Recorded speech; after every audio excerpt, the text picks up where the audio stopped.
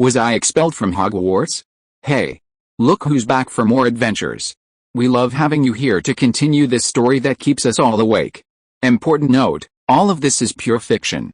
So don't try any techniques you hear here in real life, your neighbor might call the cops. This amazing novel and all its rights belong to the original author. We're just the ones giving it voice and drama. Are you enjoying the show? Prove it by subscribing to our YouTube channel and leaving that like that motivates us so much. And if you want VIP access to exclusive content, our Patreon is waiting with things you won't find anywhere else. Chapter 401 Trelawney's Heirloom. In the empty hallway, a row of tempting roasted pumpkins hung, and candlesticks burned brightly, their flames flickering like stars. A figure staggered and swayed in the hallway, yet never fell, like a roly-poly toy. Just then, the boy suddenly appeared out of nowhere, and the two collided head-on, both falling to the ground caught off guard. Having flown for so long using the time-turner, Ralph was already dizzy, and the fall took him a long time to recover. Ralph looked up at the person he had bumped into and froze on the spot. It was Professor Trelawney, lying motionless on the ground, a large pool of red blood on the floor. Merlin, could there have been a time-space traffic accident? Had he accidentally knocked Professor Trelawney to death? Ralph quickly got up and ran towards Professor Trelawney, but upon closer inspection, he was speechless. She was lying on the floor, snoring, asleep. Trelawney looked completely drunk, reeking of alcohol. A wine bottle was smashed, and red wine was spilled all over the floor, looking almost like blood. Suddenly, a commotion of footsteps filled the great hall. The Halloween party was drawing to a close, and the students were leaving. Ralph, who had just caught his breath, tensed up again. He quickly waved his wand, cleaning up the broken bottles and spilled wine, then immediately scooped up the completely intoxicated Trelawney and ran towards the distant corridor. Ralph ran as fast as he could, afraid that if he was even a step too late, the students would see this and mistakenly think he had taken advantage of the drunken Professor Trelawney. That would be a stain he could never wash away. Soon, the great hall doors opened, and students from each house, led by their prefects, headed towards their respective common rooms. Hiding around the corner, Ralph saw himself chatting with Neville in the Hufflepuff party. He saw Sherry quietly climbing the stairs, and he saw Hermione, exhausted from using the time-turner. It was really interesting and wonderful to use the time-turner to go back 6 months and observe this scene as an outsider. While Ralph was still reeling from the experience, Professor Trelawney had already woken up. She swayed as she stood up, asking, "Where am I?" Ralph quickly helped her up, explaining, "Professor Trelawney, you were drunk and tripped. I helped you up. No need for extra points, it's what I should do." "Oh, really?" Professor Trelawney asked, puzzled. "But I seem to remember someone bumping into me." "Child, was it you?" "Definitely not me, Professor," Ralph said firmly. "You know me, I'm always honest and law-abiding, never break school rules, and I would never lie. Could it have been a Slytherin student? They're always so uncivilized." Trelawney gave Ralph a sidelong glance. "Honest and law-abiding, you think? If the standard is that low, then everyone at Hogwarts is honest." "Professor Trelawney, since you're alright, I'll be going now," Ralph said softly. "I have something to discuss with Professor Dumbledore." "Scamander, wait. I need to speak with you too." Professor Trelawney's voice suddenly became ethereal. "I've been waiting for you in the foyer." "Waiting for me?" Ralph frowned. "Yes," Professor Trelawney said in a monotonous, soft voice. "I was doing some divination in my office not long ago." "Divination or drinking?" Ralph raised an eyebrow. "Child, drinking is for better divination," Professor Trelawney murmured. "The busy school life at Hogwarts blurs my vision, but alcohol sharpens it. A bottle of blood red wine is enough. Anyway, I received a sign. Fate told me to come here to wait for you and offer you some help. Who am I to refuse fate's urging? I came out of my building immediately and have been waiting for you there." Ralph's brow furrowed even more. Was Trelawney waiting for herself in the Great Hall, or for herself who had returned using the time-turner?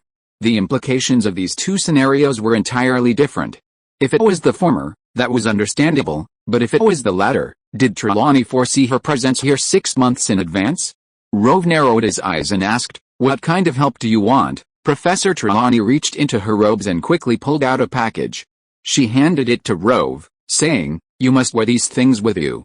They are treasures left to me by my great-great-grandmother." Professor Trelawney's great-great-grandmother, wasn't she the famous prophet Cassandra Trelawney? That was truly a treasure. Ralph excitedly took the package, feeling it and guessing a book inside. Professor Trelawney's gaze suddenly became somewhat evasive, her voice trembling as she said, "It's a precious magic book. But unless absolutely necessary, you must never, ever open it, understand?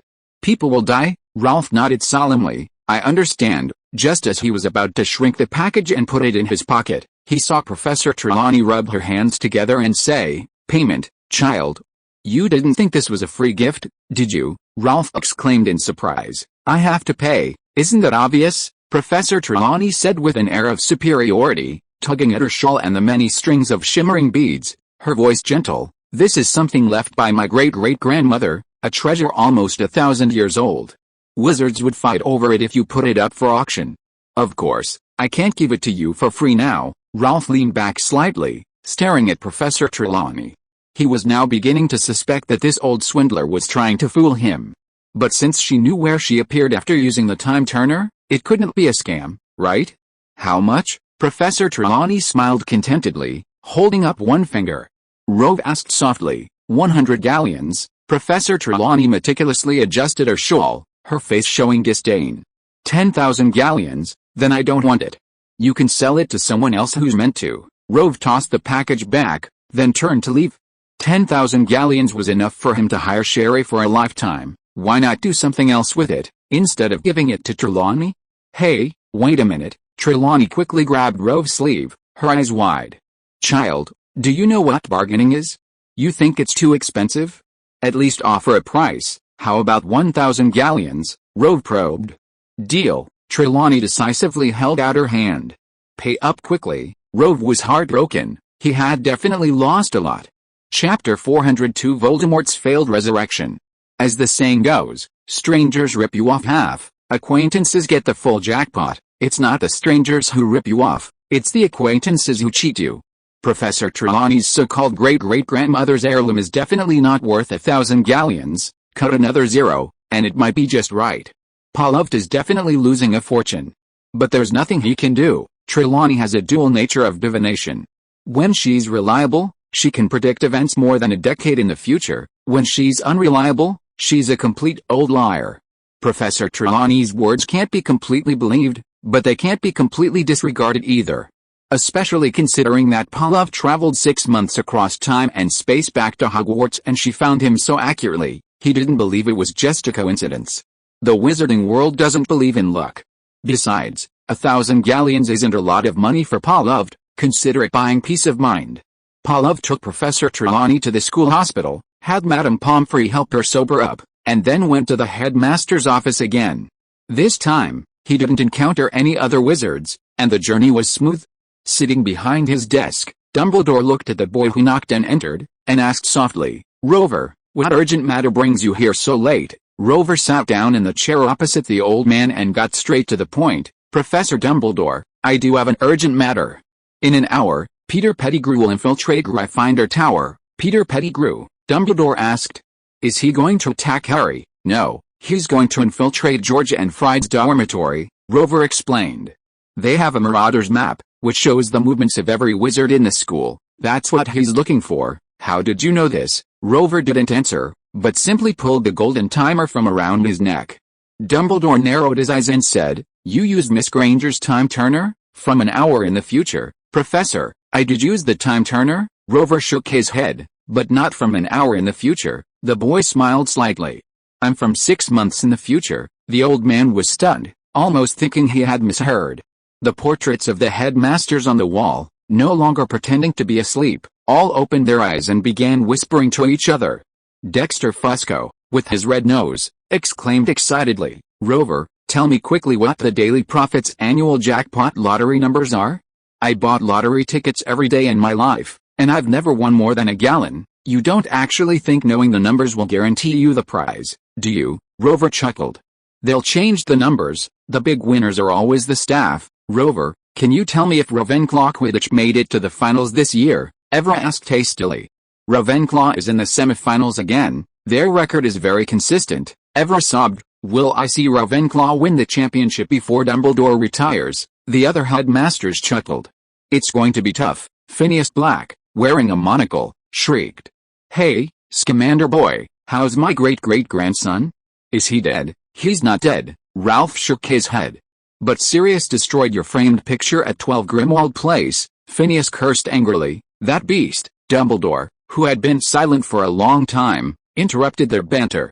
He adjusted his half-moon spectacles and continued, Ralph. Did my future self send you? Yes, Ralph's smile faded, and he said seriously, I need your help. Help? You don't mean Peter Pettigrew in Gryffindor Tower, do you? Dumbledore crossed his arms and said slowly, if it were just to catch Peter, with your abilities, you wouldn't need my help, and you wouldn't have waited until next Easter to use the time turner to return to today. Ralph admired Dumbledore's meticulousness and nodded. Besides the Gryffindor Tower, there was also Peter Pettigrew tonight, who brought Voldemort back from Easter. I came after them, so, Dumbledore exclaimed in surprise. They also obtained a time turner? That's right. Ralph was about to reveal everything when Dumbledore raised a hand to stop him. The old man seemed to read the boy's mind and calmly said, Ralph, it's not wise for me to know too much about the future. If I did, I would be unable to resist intervening instead of letting things unfold as they are. The history you've experienced in the past year will all be rewritten, and you will be devoured by the power of time. Understand? Ralph nodded. I understand. So what should we do next? Dumbledore asked. Ralph looked out the window. Moonlight streamed in through the narrow cracks, casting silvery patches on the boy's face. He gazed towards the Forbidden Forest and said, to the Forbidden Forest. Kill Peter first, then Voldemort. Night fell over the mountains, all was silent. Moonlight cast long, dark shadows, creating an eerie and terrifying atmosphere. Peter Pettigrew sat on a moss-covered rock, picking at the sole of his shoe, until he unearthed a large fragment of bone. Master, I found it, Peter exclaimed excitedly. I stepped on your father's bones and found his remains. We have your father's bones, we don't need to go back to that graveyard. Voldemort's red eyes were fixed on Wormtail, unsure whether to praise or punish him. Now that we have it, resurrect me. Yes, Master, Peter excitedly waved his wand, conjuring a stone cauldron once more. After adding water and the potion, Peter lit the cauldron, placed Voldemort inside, and then tossed in the bone fragment. He whispered, your father's bone, unintentionally donated, can bring your son back to life. The potion hissed, sparks flew, and the liquid turned a strange, black. Peter pulled back his cloak and, for the second time, tore a large chunk of flesh from his chest and threw it into the cauldron. Your servant's flesh, voluntarily donated, can bring your master back to life. Finally, Peter picked up the piece of Harry Potter's flesh that Voldemort had bitten off, squeezed out the blood, and dripped it into the cauldron. Your enemy's blood, forced upon you, can resurrect your foe. The cauldron boiled, diamond-like sparks flying in all directions, turning everything around to the color of black velvet. Suddenly, the flames on the cauldron went out, and the potion turned a grayish-green, like the silt of a swamp. A stench rose from the cauldron, a mixture of urine, feces, and rotting flesh, along with a stench of corpses, pustules, and festering wounds. The stench was so intense it nearly made Peter vomit. He covered his mouth and quickly backed away. Suddenly, Peter heard a sob coming from inside the cauldron, followed by a piercing, agonizing scream, like the cry of a baby after being severely whipped. Master, are you all right? Peter, already behind a large tree, asked anxiously. Is this a normal phenomenon of resurrection? The chilling scream abruptly stopped. Just as Peter was about to go to investigate, the cauldron exploded. Chapter 403 Rove, Tom, I'll send you on your way. A grayish-green potion roared and splashed, landing on trees and rocks with a hissing, corrosive sound. A flock of crows perched in the nearby brown grass were startled by the ear-piercing explosion, cawing and taking flight. Peter Pettigrew was completely stunned. Even he, in his stupidity, realized this wasn't a normal phenomenon of resurrection. Something was wrong. Master, Peter called out, are you all right? Before he could finish speaking, a figure crawled out from under the broken cauldron. Through the rising smoke, he could barely make out the figure's features, only about a meter tall, with limbs as thin as a baby's, but a round, protruding belly, and a disproportionately large head. Beneath the swollen forehead was a distorted, grotesque face with eyes flashing red. The figure was covered in thick, long red fur, making him look more like a wild beast than a wizard. Such a bizarre and terrifying shape would inevitably cause anyone who saw it to gasp in shock.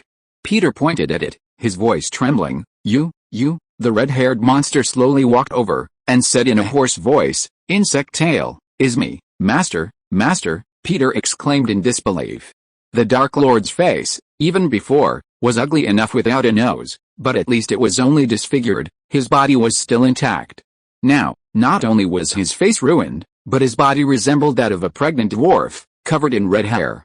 Peter dared not look any longer and quickly helped Voldemort change into the prepared robe. He tentatively asked, Master, did you successfully resurrect? Failed. Voldemort opened his red eyes, staring directly at Peter. There was a problem with the 3 ingredients you used. How could that be? Peter exclaimed in terror.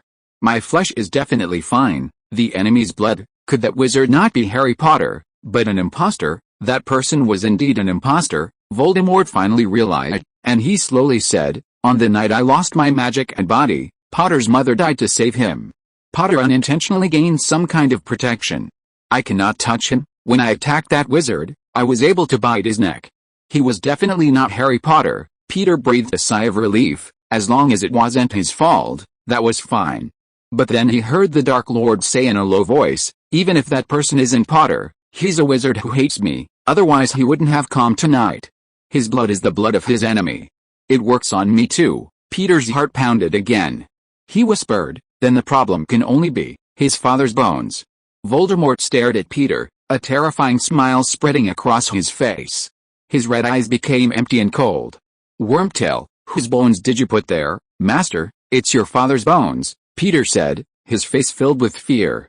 I absolutely cannot be mistaken, Wormtail. I now strongly suspect that you are a spy sent by Dumbledore, Voldemort said softly. How could that be? Peter burst into tears, sobbing and trembling all over. Master, I am your loyal servant. I found you, I resurrected you. Loyalty? You are nothing but a coward, Voldemort said coldly. You betrayed your best friend out of fear, and now you can betray me too. Peter fell to the ground, prostrating himself at Voldemort's feet. He screamed, Master! I didn't, whether you did or not, you disappoint me. I am very disappointed in you. Voldemort sneered and pulled a wand from his clothes. He pointed it at Wormtail and said in a cruel voice, crunching the heart. Peter screamed in agony. Every nerve in his body felt like it was on fire, and he convulsed uncontrollably. After a while, Voldemort realized that his slender legs were trembling, and his fingers gripping the wand were shaking uncontrollably. This body, which had failed to be resurrected, simply could not support his immense power. If he overused his magic, there was a possibility that he would explode. The Dark Lord had no choice but to stop the torture. Peter lay on the ground, panting heavily. Suddenly, his eyes widened in horror as he looked up at the sky. Voldemort also turned his head and saw a giant bird in the distance, circling in midair. It was entirely blue, like a beautiful brocade, and had a long, thin tail. Peter exclaimed in horror, a winged bird. The explosion had woken the winged bird from its half-asleep state. Now, it was very grumpy and stared intently at the 2 wizards who had disturbed it. It took a breath, and its belly swelled up, its whole body expanding like a ball, making a gurgling sound. From a distance, it looked like a giant pufferfish. The winged bird opened its beak, and a strong wind suddenly arose. The wind blew the trees, and the spruce trees on the ground crashed to the sides, rustling loudly in the otherwise silent night. Peter and Voldemort's bodies began to sway, the sand and gravel lashing their exposed skin like whips, burning with pain, and their eyes completely shut. Voldemort, lighter than Peter, was tossed about by the wind like a rootless duckweed, his feet leaving the ground as he flew sideways. Peter quickly grabbed the Dark Lord's leg, pulling him down desperately, but Voldemort's already fragile body felt as if it were about to break. Another whooshing sound rang out, and the long tail of the winged bird flew in, swooping down on Peter, grazing his chest, tearing his robes, leaving several deep bloody marks. Peter cried out in pain and had to let go. Voldemort flew like a kite, crashing heavily into a large tree. Voldemort's eyes nearly popped out of their sockets. He spat out a mouthful of scarlet blood, which, due to the wind, splashed onto his face like warm rain. Voldemort leaned against a large tree, raised his wand, and as the giant bird swooped down on Peter again, swung it with all his might. A black spell shot out, slicing a deep gash across the bird's chest, blood splattering everywhere. The bird let out a sharp cry of agony, spread its wings, and flew diagonally into the sky. Peter, hanging in midair, suddenly felt his body sink, then crashed heavily to the ground. Soon the sandstorm subsided. Dragging his wounded body, he rushed over, picked up the blood-covered Voldemort, and ran wildly through the forest with him. The bird's mournful cries grew fainter and fainter until they were completely inaudible, at which point Peter slowed his pace slightly. "Master, we're safe. It didn't chase us." The utterly disheveled Voldemort wiped the blood from his cheek, his face expressionless, and suddenly burst into wild laughter. "Holy!" Peter looked at the Dark Lord with a terrified expression and asked, "Master, what are you laughing at?" "I'm laughing at Dumbledore and Scamander," Voldemort said smugly. "They're probably still attending the Halloween feast right now, unaware that they've missed the best opportunity to kill the Dark Lord." "I think so too, Tom," a clear, cheerful voice rang out. Voldemort's hearty laughter stopped abruptly. He turned his head in disbelief and saw an old man and a young man standing not far away, watching them. Ralph smiled and said, "Tonight is indeed the best opportunity to kill you too." The handsome young man, who had always been polite and harmless, smiled brightly and said, "I'll send you on your way, thanks to just love to wander in the water for the donation." Chapter 404 Voldemort's Self-Destruction. Upon seeing Dumbledore and Scamander, Voldemort's first thought was, traitors. He looked at Peter, his face contorted with rage, and demanded, "Wormtail, you really betrayed me." "I didn't, Master." Beads of sweat appeared on Peter's pale face. "I truly didn't betray you." "Then how come those two are here right now?" Voldemort roared. "And the potion that brought me back to life, you must have tampered with it too. That's why I'm in this state. Master, I swear. I will betray you. I will die a horrible death. I will be childless." Peter sobbed pitifully, shouting at Ralph and Dumbledore, "Tell me, did I betray you? Did I betray my master?" "No, you didn't," Ralph smiled. "You only wrote to me saying you could provide the Dark Lord's location, hoping to atone for your sins if you captured him. Peter, the Ministry of Magic has already agreed to your request. What other difficulties do you have? You can bring them up now. If the Ministry can't solve them, Professor Dumbledore and I will help you." They could even get Sirius to give up his job and let you be the defense against the dark arts professor. Seeing the Dark Lord raise his wand at him, Peter suddenly remembered something and said urgently, "Master, they must have applied for another time-turner from the Ministry of Magic. That's how they knew we were here beforehand." "That must be it." Voldemort narrowed his eyes. It was indeed possible. While the Dark Lord was distracted, Peter quietly took a step back, then transformed into a rat and darted quickly into the depths of the Forbidden Forest. Voldemort was stunned.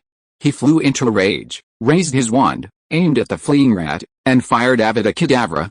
At the last second, Peter swiftly turned and leaped to the left, dodging the green light, then abruptly turned to the right, continuing his frantic run, and darted into the exposed roots of a nearby tree. Peter's act of abandoning the Dark Lord and fleeing alone undoubtedly stunned everyone present. "As expected of you, Peter.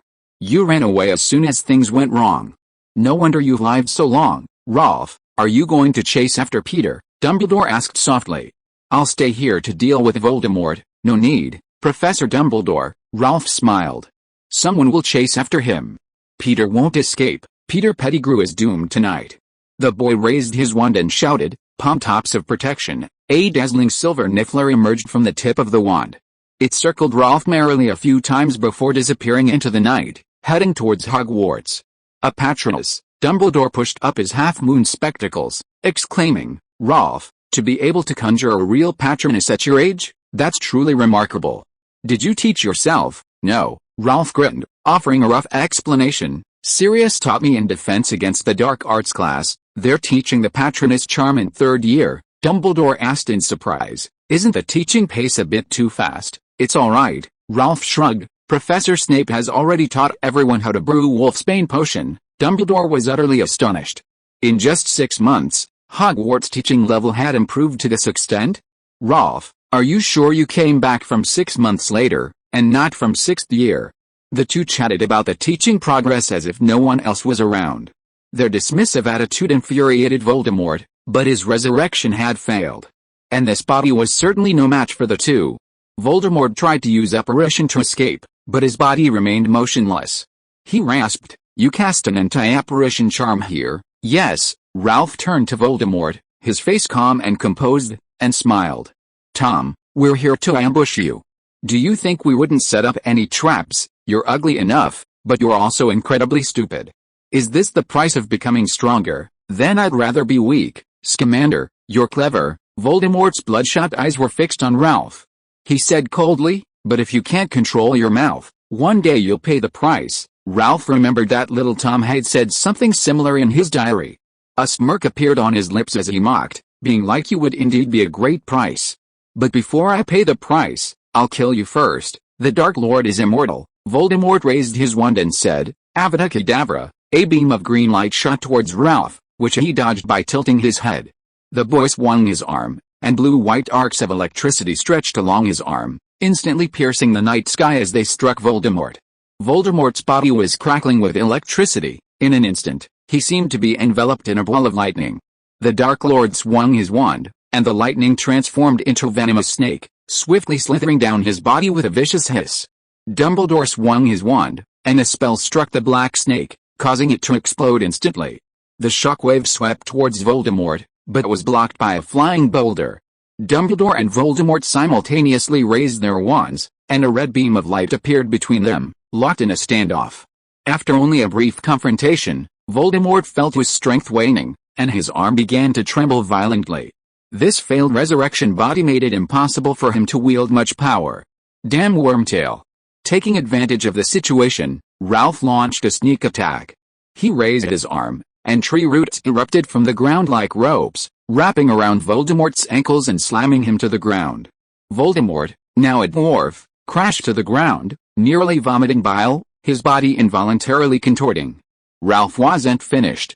He took a deep breath, his stomach swelling as a large amount of air gathered within him. This was a power from the air-wing bird, which Ralph had acquired after healing its dark magic wounds. Ralph opened his mouth and exhaled a refreshing, minty breath towards Voldemort's location, Whirlwind. With a deafening bang, a gust of wind shot out, blowing Voldemort away, slamming him against a tree, and collapsing to the ground, blood seeping from his mouth. Voldemort, at that moment, even contemplated suicide. He had never felt so humiliated in his life. Voldemort struggled to his feet, his hands on his knees, streaks of blood streaming down his face, his long, thick red hair falling to the ground. He didn't bother to wipe his wounds, his face contorted in a rage as he roared, "You think you can kill me?" The Dark Lord raised his wand, suddenly pointing it at himself.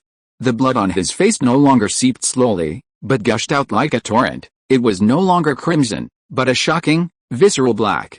Voldemort's face twisted like a wild beast, blood streaming from his eyes. His body radiated light as he roared, "If we're going to die, we'll all die together." He exploded instantly, the violent shockwave sweeping towards Dumbledore and Ralph. A dazzling white light, like a shooting star, streaked across the night, illuminating half the sky. If you are listening to this novel on a channel other than Fanfic World, it means it was downloaded and re-uploaded without effort. We warmly invite you to visit our channel, Fanfic World. There you will find the original version of this story and many other novels of various genres. We look forward to seeing you dive into a world of incredible novels. Chapter 405 The Resurrected Professor Binns? Deep within the Forbidden Forest, a beam of light suddenly burst forth, illuminating an area for dozens of miles around as if it were daytime. A shockwave shot straight into the sky, cascading upwards like a waterfall. The clouds floating in the sky, at their outermost edges, began to churn rapidly, like a pear blossom that had already bloomed turning back into a snow-white bud. Before Voldemort's self-destruction, Ralph had already felt a chill run down his spine, sensing immense danger. He hurriedly warned Dumbledore and ran away into the distance. No wonder there was a huge crater deep within the Forbidden Forest. He had initially thought it was a battle scar, but it turned out to be the damn Tom, self-destructing. The ground trembled violently, as if a giant hammer had slammed down, accompanied by a deafening explosion. The scorching winds from the explosion sliced through the area like high-pressure air blades. In the nick of time, Dumbledore raised his wand, instantly conjuring several magical shields to protect the two. Ralph also quickly cast spells to reinforce their defenses. Layer upon layer of shockwaves crashed against the golden shield like raging waves, causing it to tremble violently and hiss repeatedly. Voldemort stood at the epicenter of the explosion, his face ashen. His once fiery red hair, though terrifying, had once shone with a vibrant luster. Now, most of his hair was withered and lifeless. As the shockwave swept through, strands of hair fell in a flurry, turning to ash in midair before even touching the ground. Voldemort's body also began to decay, visibly rotting like a piece of dead wood before turning trash and scattering across the world. He seemed to have gone mad, suddenly bursting into laughter. The Dark Lord is immortal. Dumbledore, Scamander. I will return. When I return, this world will be mine again. Voldemort, now a weak, wandering spirit, detached from his body and fled into the distance. The Dark Lord's body turned to ashes. The time turner from Hermione crashed to the ground with a clang, shattering instantly into dust upon hitting a rock. The rock bounced up, then fell to the ground, breaking into pieces. The fragments bounced back into the air, becoming whole again, then fell down, shattering once more, and so on. In the headmaster's office, Rolf, Sherry, and Hermione, who had come looking for Dumbledore, stared blankly at the dazzling white light outside the window. Hermione suddenly reached out and pulled her time turner from her collar. It trembled and buzzed. In the portrait of the headmaster, the red-nosed Fusco explained, "I've seen this before. It's the time reversal charm in the time turner resonating with a similar power. Child, hold it down, don't let it take you back to the past." "Thank you, Professor Fusco," Ralph readily complied, quickly holding down the time turner to prevent it from spinning erratically. Shirley suddenly pointed out the window and said in a soft voice, "Look, what's that?" Ralph looked out the window, his eyes widening. A dazzling silver creature was running through the air, rushing towards the headmaster's office. It had a long snout and its body was covered in fur. It was a Patronus in Niffler form. A moment later, the three left the headmaster's office and followed the unfamiliar Patronus to the Shrieking Shack. Peter Pettigrew was there, waiting for them. Deep in the Forbidden Forest, the explosions that lasted for several minutes finally stopped, and the light in the sky began to fade. What had once been a vast, lush forest had vanished, replaced by a huge crater the size of a lake. Like a giant, one-eyed eye opening in the earth. The crater was riddled with intricate ravines, crisscrossing as if cut into hundreds of irregularly sized terraces. Dumbledore stood there, looking around, his brow slightly furrowed. Ralph, who had just been standing with him, suddenly vanished. Had Ralph used the time turner to travel back to the future? Ralph appeared out of thin air in the empty hallway, dizzy and retching uncontrollably. The boy had been casting spells with Dumbledore to fend off the shockwave from Voldemort's self-destruction, but suddenly his body had involuntarily flown into the air, various blurry clouds and shapes flashing before his eyes. Ralph knew this was the effect of using the time turner, he was familiar with it. But what astonished him was that he hadn't turned the time turner at all. Ralph suddenly remembered that on Halloween night in the headmaster's office, a similar thing had happened with Hermione's time turner. Headmaster Fosco's explanation was that the time reversal charm inside the time turner resonated with a similar force. Ralph pondered for a moment. That similar force must be the time turner that Voldemort had obtained, which shattered in the self-destruction. Unfortunately, too much time had passed, and Ralph had forgotten about it. His attention had been focused on the explosion, and he hadn't stopped the time turner from turning on its own. Ralph flew for a long time, longer than the previous 2 times he had used the time turner, before finally landing on the ground.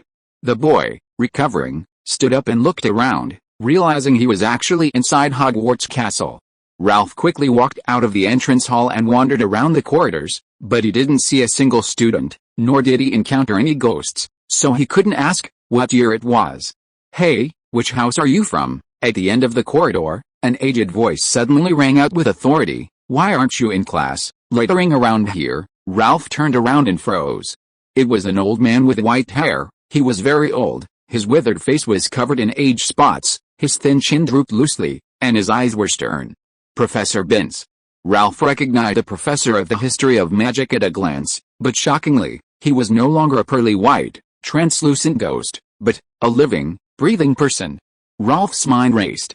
He tentatively asked, "Professor Binns, is that you? Who else could it be?" Professor Binns, leaning on his cane, walked over with unsteady steps.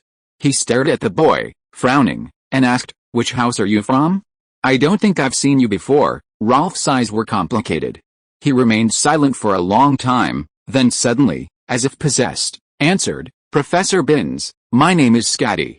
I'm a Slytherin student." "Scatty, is that so?" Professor Binns coldly swept his gaze across him, and said sternly, "Slytherin, deduct 10 points. Thanks to the 3 great contributors just love to wonder in the water. A mountain is not high if it has a fairy, and the moon falls and the stars sink between heaven and earth for their generous donations. Chapter 406 Ravenclaw's Silly Beauty. When Ralph first took his history of magic class, Professor Binns called him Scatty of Slytherin. He corrected him many times, but Professor Binns never changed his mind, and the next time he called him that, it was still the same. He thought Professor Binns was senile, or perhaps Professor Binns had taught a student named Scatty who looked a lot like him. Ralph now realized that it wasn't senility, nor was it a resemblance, it was clearly him. Of course, Ralph was still puzzled. Even if it was their first meeting, and Ralph had called himself Scatty, hundreds of years had passed.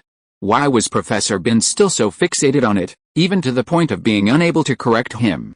Ralph boldly guessed that he might have done something outrageous later, making Professor Binns remember him for life, so that even in death he would remember Scatty.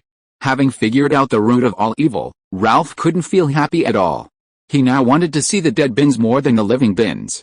As one of the 4 great wizards of the time, Professor Binns was invited to teach at Hogwarts when it was founded. How far back in time could he have lived? Ralph didn't want to be transported back 1,000 years by the time turner. Professor Binns, mistaking Ralph for a truant, took him back to the history of magic classroom. Ralph, wanting to gather some information, didn't leave quietly but instead found a seat at the back. His neighbor was a young woman, or rather, a very, very old lady by age and seniority. Ralph glanced at her out of the corner of his eye. The old lady had an ordinary appearance, messy hair, thick-rimmed glasses, a necklace and beads around her slender neck, and bracelets and rings on her arms and hands. At first glance, she resembled a combination of Hermione and Professor Trelawney, only less eccentric. The girl looked at the boy sitting beside her with surprise. She paused, then asked softly, "Which house are you from?" "Her, Slytherin." Ralph decided to stick to his Scatty persona. "Then why are you sitting in the Ravenclaw seat?" The girl raised her chin, pointed to the opposite side, and whispered, "According to the rules, you should sit over there." Ralph was somewhat taken aback. Students from different houses couldn't sit together? What a bizarre rule. Ralph didn't get up, brazenly remaining seated. Since everyone opposite him was a Slytherin student, he couldn't possibly move over, otherwise, he'd be exposed. "Are you really a Slytherin student?" The girl stared at Ralph, frowning. "I don't think I've seen you before, maybe it's because I look plain." Ralph shrugged. "With a common face like mine, I'm easily lost in a crowd. It's normal that you don't recognize me. Sometimes I don't even recognize myself when I look in the mirror." The other Ravenclaw girls who were eavesdropping were also initially taken aback, then looked at the boy's captivating face and giggled, covering their mouths. "You're just average looking," the girl said, pursing her lips. "You're prettier than most girls." Ralph, quick-witted, asked, "Which girl in your Ravenclaw house is the prettiest?" "Of course, it's the dumb and beautiful." "Dumb and beautiful?" Ralph narrowed his eyes. "Are those two people? Are you really a Hogwarts student?" the girl asked, staring at Ralph in shock. "You don't even know the famous Dumb and Beautiful." Seeing the boy's still bewildered expression, which didn't seem feigned, she explained in her low voice. "She's Professor Ravenclaw's daughter. She inherited Professor Ravenclaw's beauty, but not his intelligence. We all call her Dumb and Beautiful." "Helena?" Ralph asked tentatively. "Helena?" The girl stared at Ralph, raising her eyebrows. "You call her so affectionately. Are you very familiar with Dumb and Beautiful?" "Not really." Ralph quickly shook his head. They weren't really close, the only connection was that Helena had desperately wanted to marry him, that was all. Wait, if Helena were still alive, she'd be at most 16 or 17. She wouldn't be an old cow anymore, but a tender, radiant young girl. But the nickname Dumb Beauty, well, it's quite fitting, perfectly matching Ralph's perception of Helena. "Scatty, stop talking." Professor Binns, who was lecturing, suddenly looked over and said sternly, "Slytherin house, another 10 points deducted." Hearing their house lose points, the Slytherin students opposite Ralph looked at him in astonishment. Who is this kid, deducting points from Slytherin? Professor Binns continued lecturing, his voice neither too loud nor too soft, but very forceful. The evil Americus once ruled a reign of terror in southern England in the early Middle Ages. He was killed in a duel with the monster Egbert, and then his wand was taken from him. A Slytherin student suddenly raised his hand. Ralph expected Professor Binns to reprimand the student, as he never liked being interrupted in class. However, Professor Binns nodded and said, "Mr. Arcturus Black." Arcturus Black stood up, bowed slightly, and asked, "Professor Binns, is the stolen wand, the legendary Elder Wand. Arcturus Black was very handsome, with black hair falling over his eyes, giving him an air of understated elegance. As he asked his question, the group of girls sitting behind him all shifted their gaze from Ralph to him, watching him with admiration. Stories about incredibly powerful ones have circulated for centuries, Professor Binns thought for a moment before slowly replying. The Death Wand, the Wand of Fate, they've appeared under different names for centuries, usually possessed by dark wizards who boasted about them. American Egbert both boasted about their wands. I don't know if it was the Elder Wand. But I believe that no wand, however powerful, can surpass a wizard. Ralph stared at Professor Binns in astonishment. He was still alive, lecturing with such passion, completely different from the dull, slow-moving old ghost he would later become. Ralph didn't even have a textbook, hoping to catch a glimpse of the history of magic being taught by the girl at the next table. He glanced at it and realized it wasn't a textbook at all, but a history of magic wrapped in a novel. The novel was called Merlin and King Arthur's Romantic Affair. You could tell from the title it was frivolous. Aren't you going to listen to the lecture? Ralph asked in a low voice. The girl scoffed. I can see the final exam content with my third eye, and I always get full marks. I don't need to attend classes. What, you want to buy the exam papers?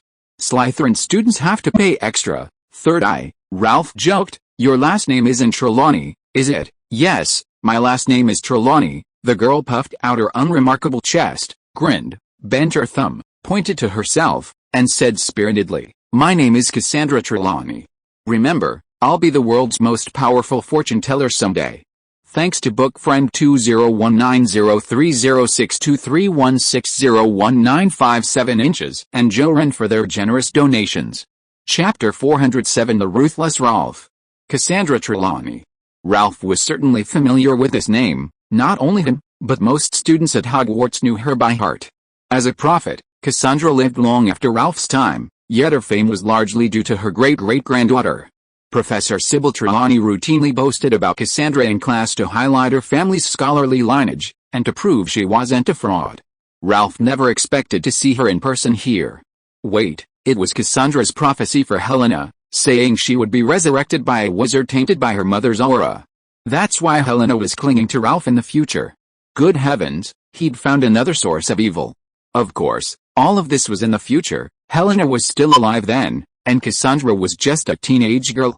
After a history of magic get out of class, Ralph followed her to Ravenclaw Tower, ready to meet that silly beauty. Helena was the only person Ralph knew in this era besides Professor Binns, and he desperately wanted to see her, even though she didn't recognize him yet. But he hadn't gone far when a group of Slytherin students caught up with him. Hey, which house are you from? A tall, thin wizard blocked Ralph's path, asking arrogantly, why would Professor Binns deduct points from your house, specifically Slytherin? I don't know, Ralph feigned confusion, pretending to be clueless. Professor Binns probably got my house wrong. He's old enough to have some memory problems. Then you're a Ravenclaw student. The tall, thin wizard looked at another student and asked, Abbot Rosier, is he from your house? No way. Rosier stared at Ralph and shook his head. Andrew Lestrange? I've never seen him. The other Ravenclaw students also shook their heads.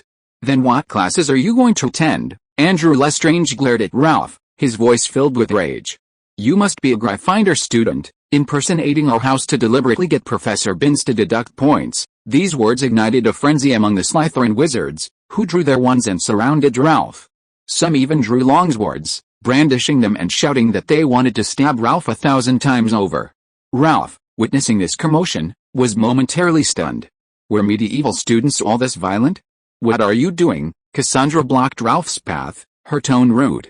Get out of the way, Trelawney, this is none of your business, Lestrange said coldly.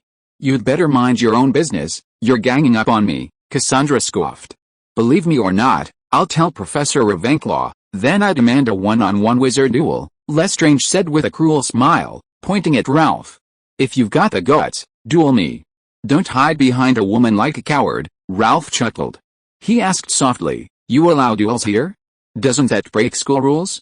Are there any taboos? Cassandra was used to this strange boy's cluelessness. She crossed her arms and whispered, it doesn't break school rules, as long as no one dies. But are you sure you can beat Lestrange? He's ruthless. If you can't handle it, run. I have a smoke bomb, Cassandra, a man can't say no, Ralph paused, hesitatingly adding, "Wait, you just said as long as no one dies, it's fine." "Yes," Cassandra whispered, "even the most serious injuries can be healed by Professor Hufflepuff as long as the victim isn't dead. But I still advise you to run away. Lestrange loves to torture other students with the Cruciatus curse." Ralph almost thought he'd misheard. Using the Cruciatus curse at will. Was he sure he'd returned to Hogwarts 1,000 years ago, not arrived in Azkaban, or perhaps traveled to the ruins of Hogwarts? Okay, this was the Dark Ages, a time of war and witch hunts, where wizards needed to be more martial. And the Imperius curse, Cruciatus curse, and Avada Kedavra wouldn't be classified as unforgivable curses until 1717. 1,000 years ago in the Middle Ages, they were the most popular spells among wizards. An era where unforgivable curses could be used at will was truly a paradise for dark wizards. Ralph licked his lips. He loved this simple, brutal, and direct approach. The students immediately cleared a large area. In their entertainment-scarce school life, duels were their favorite activity. If there weren't a few duels every day, and a few students ended up in the hospital, something felt off. Ralph and Lestrange bowed to each other. After Cassandra called out 3, Lestrange immediately raised his wand and said, "Fishing for puppet." Ralph didn't move at all, because the spell had missed, hitting a student watching in the distance. Lestrange had done it on purpose. Fishing for puppet was a control spell. The hit wizard would mimic the caster's movements. Releasing the spell in a crowd created a pincer attack, making it difficult for the opponent to defend against. In the distance, the student who had been hit had a blank expression. His wrists, neck, and knees seemed to be bound by invisible ropes, making him look like a grotesque puppet. Lestrange raised his wand, and the student followed suit, aiming at Ralph, and shouted, "Shadow Blast!" 2 black beams shot out one after the other.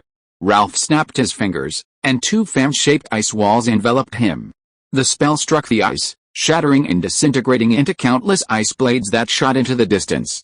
Lestrange swung his wand, the tip spewing forth a ball of flame that melted away the large number of ice blades.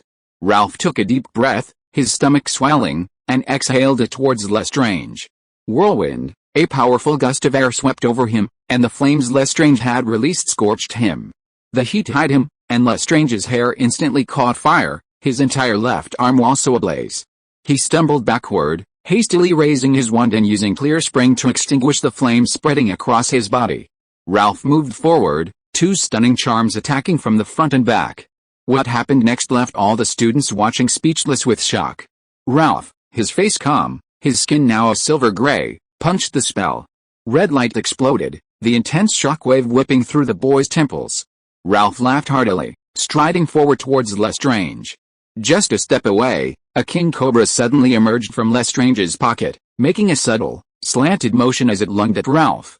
Ralph hissed, "Get lost!" The volatile king cobra instantly became as docile as a rabbit, slithering back into Lestrange's pocket.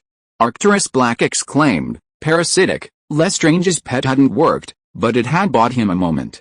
He shouted, "Crunch curse!" Ralph bent his head slightly, dodging the crucifixion, and placed his palm on the tip of Lestrange's wand. Petrification. Lestrange was stunned. He found his wand had turned to stone, the petrifying power spreading towards his arm. He quickly released the wand and retreated. Ralph turned and delivered a whip kick to Lestrange's abdomen. He was sent flying like a rootless duckweed, crashing heavily into the wall, his face pale, spitting out a mouthful of scarlet blood. Ralph raised his wand, aiming at Lestrange, and said, "Crucible." Unfortunately, Ralph, using the unforgivable charm for the first time, had 0 skill and no hatred or killing intent. The spell had no effect on Lestrange. Looks like he needs more practice. Ralph walked step by step toward Lestrange. He retreated step by step, only realizing he had nowhere to go when he leaned against a pillar. Ralph reached out and pressed his hand against Lestrange's head, slamming it against a pillar. Lestrange's head was covered in blood, and he immediately collapsed to the ground, his eyes rolling back. Ralph raised Lestrange's wand, twisted it sharply, and broke it in the middle. He tossed it aside, looked at the group of Slytherin students, and smiled innocently. "Anyone else want to duel with me?" Instantly, they scattered like birds, the previously boisterous Slytherin students fleeing quickly. No one dared to provoke the blonde boy again. Cassandra, stunned, watched Ralph's dashing retreating figure, swallowed hard, and uttered a single word, "A terrible omen." Just then, A commotion arose from the distant corridor. The students turned to look. Cassandra looked at a familiar face and asked, "Rose, what happened?" The little girl named Rose, her face grave, explained breathlessly, "Cassandra, something very important is missing from Professor Ravenclaw's office." "Did you see any suspicious wizards?" Everyone turned to look at Ralph instinctively. Thanks to the generous donations from Great Mighty Heavenly Dragon Emperor's Burial in Quiet Power. Chapter 408 Slytherin's Son? To everyone else, Ralph was the most suspicious wizard. He was handsome and eye-catching, easily standing out in a crowd, and his strength was ridiculously high. Such an outstanding young man, yet no one remembered him, no one knew which house he was from. It was as if he'd appeared out of nowhere. It was all too suspicious. But no one dared to say the theft was related to Ralph. Lestrange had just been beaten up, and no one wanted to follow in his footsteps. At Hogwarts, besides the school rules, strength was the most important thing. Nothing else really mattered. Hearing that Professor Ravenclaw had lost something important, the students all went to his office to watch the commotion, to help with the search. Ralph followed suit, and Cassandra nudged him with her elbow, whispering, "Hey, are you sure it's not your fault? If it is, you'd better run." Ralph looked speechless. "Do I look that bad? But you are indeed suspicious." Cassandra squinted, looking at Ralph through her thick glasses. "I know a type of criminal who, after committing a crime, will return to the crime scene as if nothing happened, admiring their masterpiece." "Cassandra, we've only known each other for 2 hours. That's too short a time for your understanding of me to be superficial." Ralph sighed softly. "Once you get to know me better, you'll know I'm an honest, somewhat withdrawn good kid. I'm a typical Hufflepuff. Don't tell me that kind of lame joke." Cassandra looked skeptical. "You could be a student of any house, but definitely not Hufflepuff. You're not an honest person. Don't you have a third eye?" Ralph smiled. "Can't you use your divination skills?" "I've already tried." Cassandra stared blankly at the handsome young man, her eyes filled with bewilderment. "I tried to see your past and future with my third eye, but it was all blank. It's as if you suddenly appeared in this world, without leaving much of a trace." Rove raised an eyebrow. Cassandra's divination skills were impressive. He certainly didn't belong to this timeline. "I've only ever seen this in 2 types of people," Cassandra said in a low voice. "Newborn babies and dying old people. The former have no past, the latter have no future. But you have neither." Strange, intense curiosity flashed in Cassandra's eyes. She stared at Rove, pursed her lips, and asked, "Who are you? Where do you come from?" Rove smiled and said, "Guess." Cassandra snorted dismissively. She looked at Rove for a long time, then turned her head away, mumbling, "Don't be so smug, I'll find out sooner or later." By the time they arrived at the Ravenclaw office, the door was already surrounded by students. The prefect was maintaining order, dispersing the onlookers. Ralph, standing on the periphery, couldn't see anything. He was about to fly up to peek for Helena when he saw the crowd instinctively shifting to the left and right. Until something surfaced. It was a magical creature with fine silver-gray scales and a single barb at the end of its abdomen, like a fish. It darted swiftly through the crowd, finally reaching Ralph, circling him once, and sniffing deeply. It smelled a familiar scent. That bookworm from Ravenclaw. Ralph narrowed his eyes. He held out his hand, and the bookworm landed in his palm, gently touching him with its barb. Bookworms were magical creatures that lived in books, nourished by the magic within the words, and could even swallow them. They had extremely long lifespans. Every 100 years, they would grow a new barb. Ralph had caught a 9-barb bookworm in the Hogwarts library when he was a first-year student. Later, Helena confirmed that the silverfish, at least 900 years old, was raised by her mother, Ravenclaw. Ralph never imagined he would one day see it as a child. The students watching were shocked. This silverfish was notorious for stealing completed homework, creating the illusion that it hadn't been done. This was the first time they had seen it so close to a wizard other than Ravenclaw. Who is this mysterious boy? The office door opened, and a slightly plump witch with a bright red hair leaned against the door frame. She looked Ralph up and down with interest and asked, "Child, which house are you from?" Ralph had seen the witch's portrait countless times in the lounge.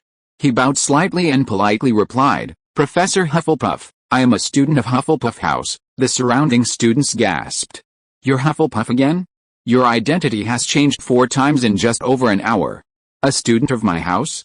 Then how come I don't recognize you?" Hufflepuff tilted her head and said, "Come in quickly, I have something to talk to you about." Ralph walked down the narrow corridor toward the office, and then the door creaked shut again. Only a group of students remained, whispering amongst themselves.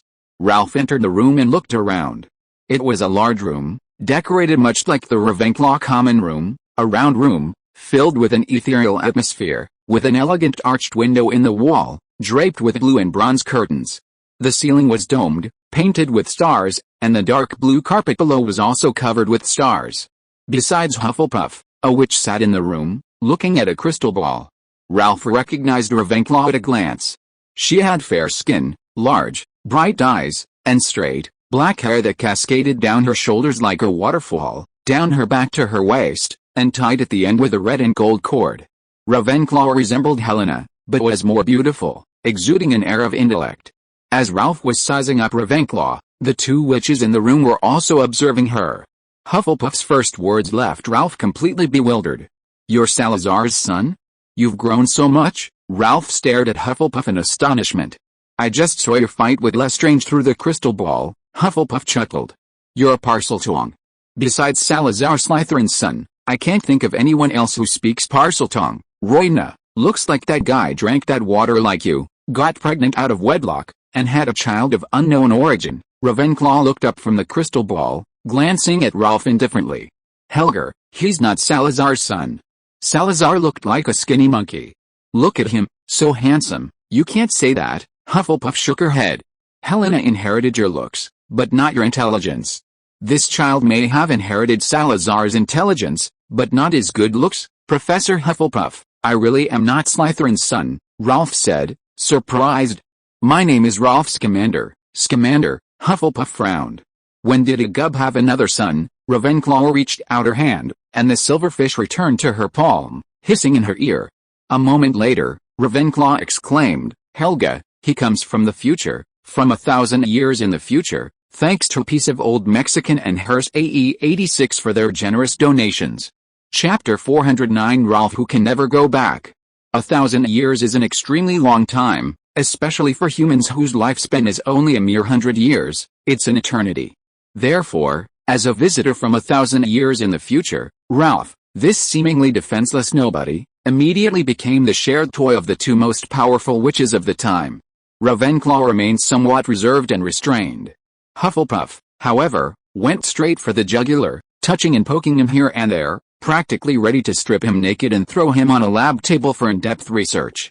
Ralph then recounted in detail how he arrived there. Ravenclaw picked up Ralph's time turner, examined it closely, frowned, and said in a cold voice, "Such an exquisite magical artifact. Who made this?" Ralph shook his head. He genuinely didn't know who had made the time turner. But he suddenly remembered Hermione telling him that after the time turner was invented, the Department of Mysteries had conducted numerous human experiments. The most famous example is the silent Eloise Mintab, who used a time turner in 1889 to travel back in time and was trapped in 1402 for 5 days. At that time, the director of the Department of Mysteries was already Corvinus Gaunt. "I don't know exactly who it is," Rove said seriously, "but it's most likely related to Corvinus Gaunt." "Corvinus Gaunt," Ravenclaw chewed on the name, her eyes sparkling, and exclaimed in admiration, "The power of time is very unstable. I've been researching how to miniaturize and safely use time. I've also made similar magical items, but none are as sophisticated as this time turner. There's such a powerful figure among later wizards." Interesting. Even Ravenclaw's admiration increased Rove's apprehension towards Corvinus Gaunt. That basilisk absolutely cannot be given to him. By the way, Corvinus is a descendant of Salazar Slytherin. He lived for over 200 years and was still alive in my time, Ralph said after a moment's thought. He's still researching the magical ruins left by the ancient wizarding civilization beneath London. Those ruins still exist? Ravenclaw asked softly. She was the one who discovered and excavated those magical ruins, and she hadn't expected them to still be intact 1,000 years later. Yes, it's now the Department of Mysteries, Ralph explained. The Ministry of Magic has sent wizards to study it. According to Helena, the most valuable items from the ruins were taken by the four lords, some of which were in her mother's tomb. Helena spent all her time urging him to rob Ravenclaw's tomb to learn the magic left by those ancient wizards. Now that Ravenclaw was right here, what was the point of robbing tombs? Ministry of Magic, Hufflepuff exclaimed in surprise. What's that? What about the Wizarding Council? The Wizarding Council was abolished long ago, Ralph explained. In 1707, Scotland and England signed the Act of Union, merging them. The Wizarding Councils of the two regions also merged to form the Ministry of Magic. Of course, the wizards in Scotland had been trying to hold a referendum to break away from the Ministry of Magic, but it never succeeded. After explaining some changes in later generations, Ralph asked the two about something that interested him. Is Professor Slytherin still at Hogwarts? Salazar left Hogwarts many years ago, Hufflepuff replied. He had something very important to do. What was it? Ralph asked curiously. Later magic books say that you two broke up because of differences in teaching philosophies. Is that really true? There were some reasons for that, Hufflepuff said calmly. But his departure had more complicated reasons. What reasons? Ralph asked gossipily. Kid, don't pry into things you shouldn't, Hufflepuff chuckled. There are plenty of reasons, but I can't tell you any of them. Ralph thought for a moment, then asked, what about Professor Gryffindor? I haven't seen him at all. Godric isn't at school either, Ravenclaw said softly. He went to the Mediterranean and won't be back until summer vacation. Could he be looking for a two-tailed mermaid? Ralph guessed. How do you know? Hufflepuff asked, somewhat surprised. I once met a mermaid named Myrcella. She was a golden two-tailed mermaid who lived in the Aegean Sea, Ralph said quickly. She said that Gryffindor visited their tribe 1,000 years ago and took a key with him. Ravenclaw and Hufflepuff exchanged a glance and remained silent. Clearly, this was a taboo subject. Rolf, neither of us knows either, Hufflepuff said with a smile. You can wait for him to come back and ask him yourself. Rolf was speechless. He pursed his lips and said, then can I ask if anything important was lost? You can keep guessing, Hufflepuff grinned, with a mischievous grin. If you can guess, I can introduce you to Rowena's daughter. Helena is very beautiful. That was unnecessary. Rolf didn't need an introduction. Professor Ravenclaw's tiara is lost. Helena stole it, didn't she? Rolf asked directly. Ravenclaw looked up, scrutinizing Rolf, and frowned. Although you are a wizard from 1,000 years in the future, you know quite a few secrets. Rolf smiled and pressed, what are you going to do? I will go and bring Helena and the tiara back, Ravenclaw said calmly. Besides me, I'm afraid no one else can bring her back. Rolf narrowed his eyes. He knew it. Barrow was lying. Ravenclaw would never send someone who likes Helena, has a volatile temper, and is a Slytherin student, to the Albanian forest to find their daughter. Wait, if Ravenclaw was going to go herself, why let Barrow get there first? Just as Ralph was pondering this, Ravenclaw picked up the time turner and shook it, saying, Ralph, let me borrow this for a while to study. Professor Ravenclaw, don't break it, Ralph quickly warned. I need to use it to go back. Go back. Ravenclaw's lips curled into a smile. Where do you want to go back to? 1,000 years from now, of course, Ralph said. Can you even go back? Hufflepuff asked seriously. We haven't used this thing before, but we know that if you use it to go back, your actual age will suddenly increase by 10 centuries. Do you think you'll even have a few days left to live after you get back? Hufflepuff replied earnestly. Of course, if you have the Philosopher's Stone, you can brew yourself an elixir of immortality before you die. But even if you live, your body 1,000 years later will be completely decayed. Child, I'm afraid you can only stay here and never go back. Ralph remained silent. Chapter 410 The Punishment of the House Elf. Upon hearing the news that he couldn't return, Ralph didn't lose his composure or act rashly, he simply remained silent. He had actually been mentally prepared for this. Eloise Mintab, trapped in 1402 for 5 days using the time turner, returned to her own time with her body aged 5 centuries older, ultimately dying at St. Mungo's Hospital for magical injuries. If Eloise Mintab's fate was like that, Ralph's was no exception. He had only clung to a sliver of hope, believing Hufflepuff and Ravenclaw might have a solution, but now that hope was dashed. Ralph sighed, no longer in the mood for idle chatter. He ended the conversation and left Ravenclaw's office. Hufflepuff quickly followed, dragging Ralph around the castle he knew so well. Students bustling through Hogwarts stopped to watch Ralph with curiosity. Who is this guy that Professor Hufflepuff would take the time to personally guide him around? Such a big deal. Hufflepuff greeted the students warmly and kindly, like a loving mother. She smiled and asked, Rolf, how does Hogwarts feel now compared to your time? Rolf, who had already witnessed 5 wizard duels that erupted at the slightest provocation, replied, there's a greater sense of martial spirit here. In our time, you couldn't cast spells in the corridors, and dueling was absolutely forbidden. The boy thought for a moment and added, the students' magical abilities are also far superior to those of my time. Using the Cruciatus curse was enough to qualify for advanced studies in Azkaban, but in this era, it was commonplace at Hogwarts. Yet, even 3rd and 4th year students could use the Cruciatus curse skillfully. This commonplaceness held a hint of the extraordinary. Their magical talent was simply outstanding. Hufflepuff narrowed his eyes. Were wizards in your time all weak? Most wizards were indeed like that, Ralph said, pointing to a young wizard using the armor charm. The Ministry of Magic, what you now call the Magical Council, has more than half its officials who can't use the armor charm as skillfully as he does. This was related to the annual changes in the defense against the dark arts professor, but undeniably, the overall strength of wizards in that era was indeed inferior to that of today. Perhaps there were one or two exceptions, like Dumbledore, Grindelwald, and Voldemort, but they were ultimately just exceptions. The power of the wizarding bloodline is indeed steadily declining, Hufflepuff sighed. It's not so noticeable in 1 or 2 generations, but it becomes very obvious over 1,000 years. Ralph looked at Hufflepuff and frowned. The power of bloodlines, yes, Hufflepuff nodded slightly. She asked, Ralph, do you know why pure-blood wizards are so keen on marrying other pure-blood wizards? Ralph thought for a moment and said, pure-blood wizards believe that marrying a muggle or a wizard of muggle origin would taint their bloodline. Then how exactly would it taint it? Hufflepuff pressed. I don't agree with that view. Ralph shook his head.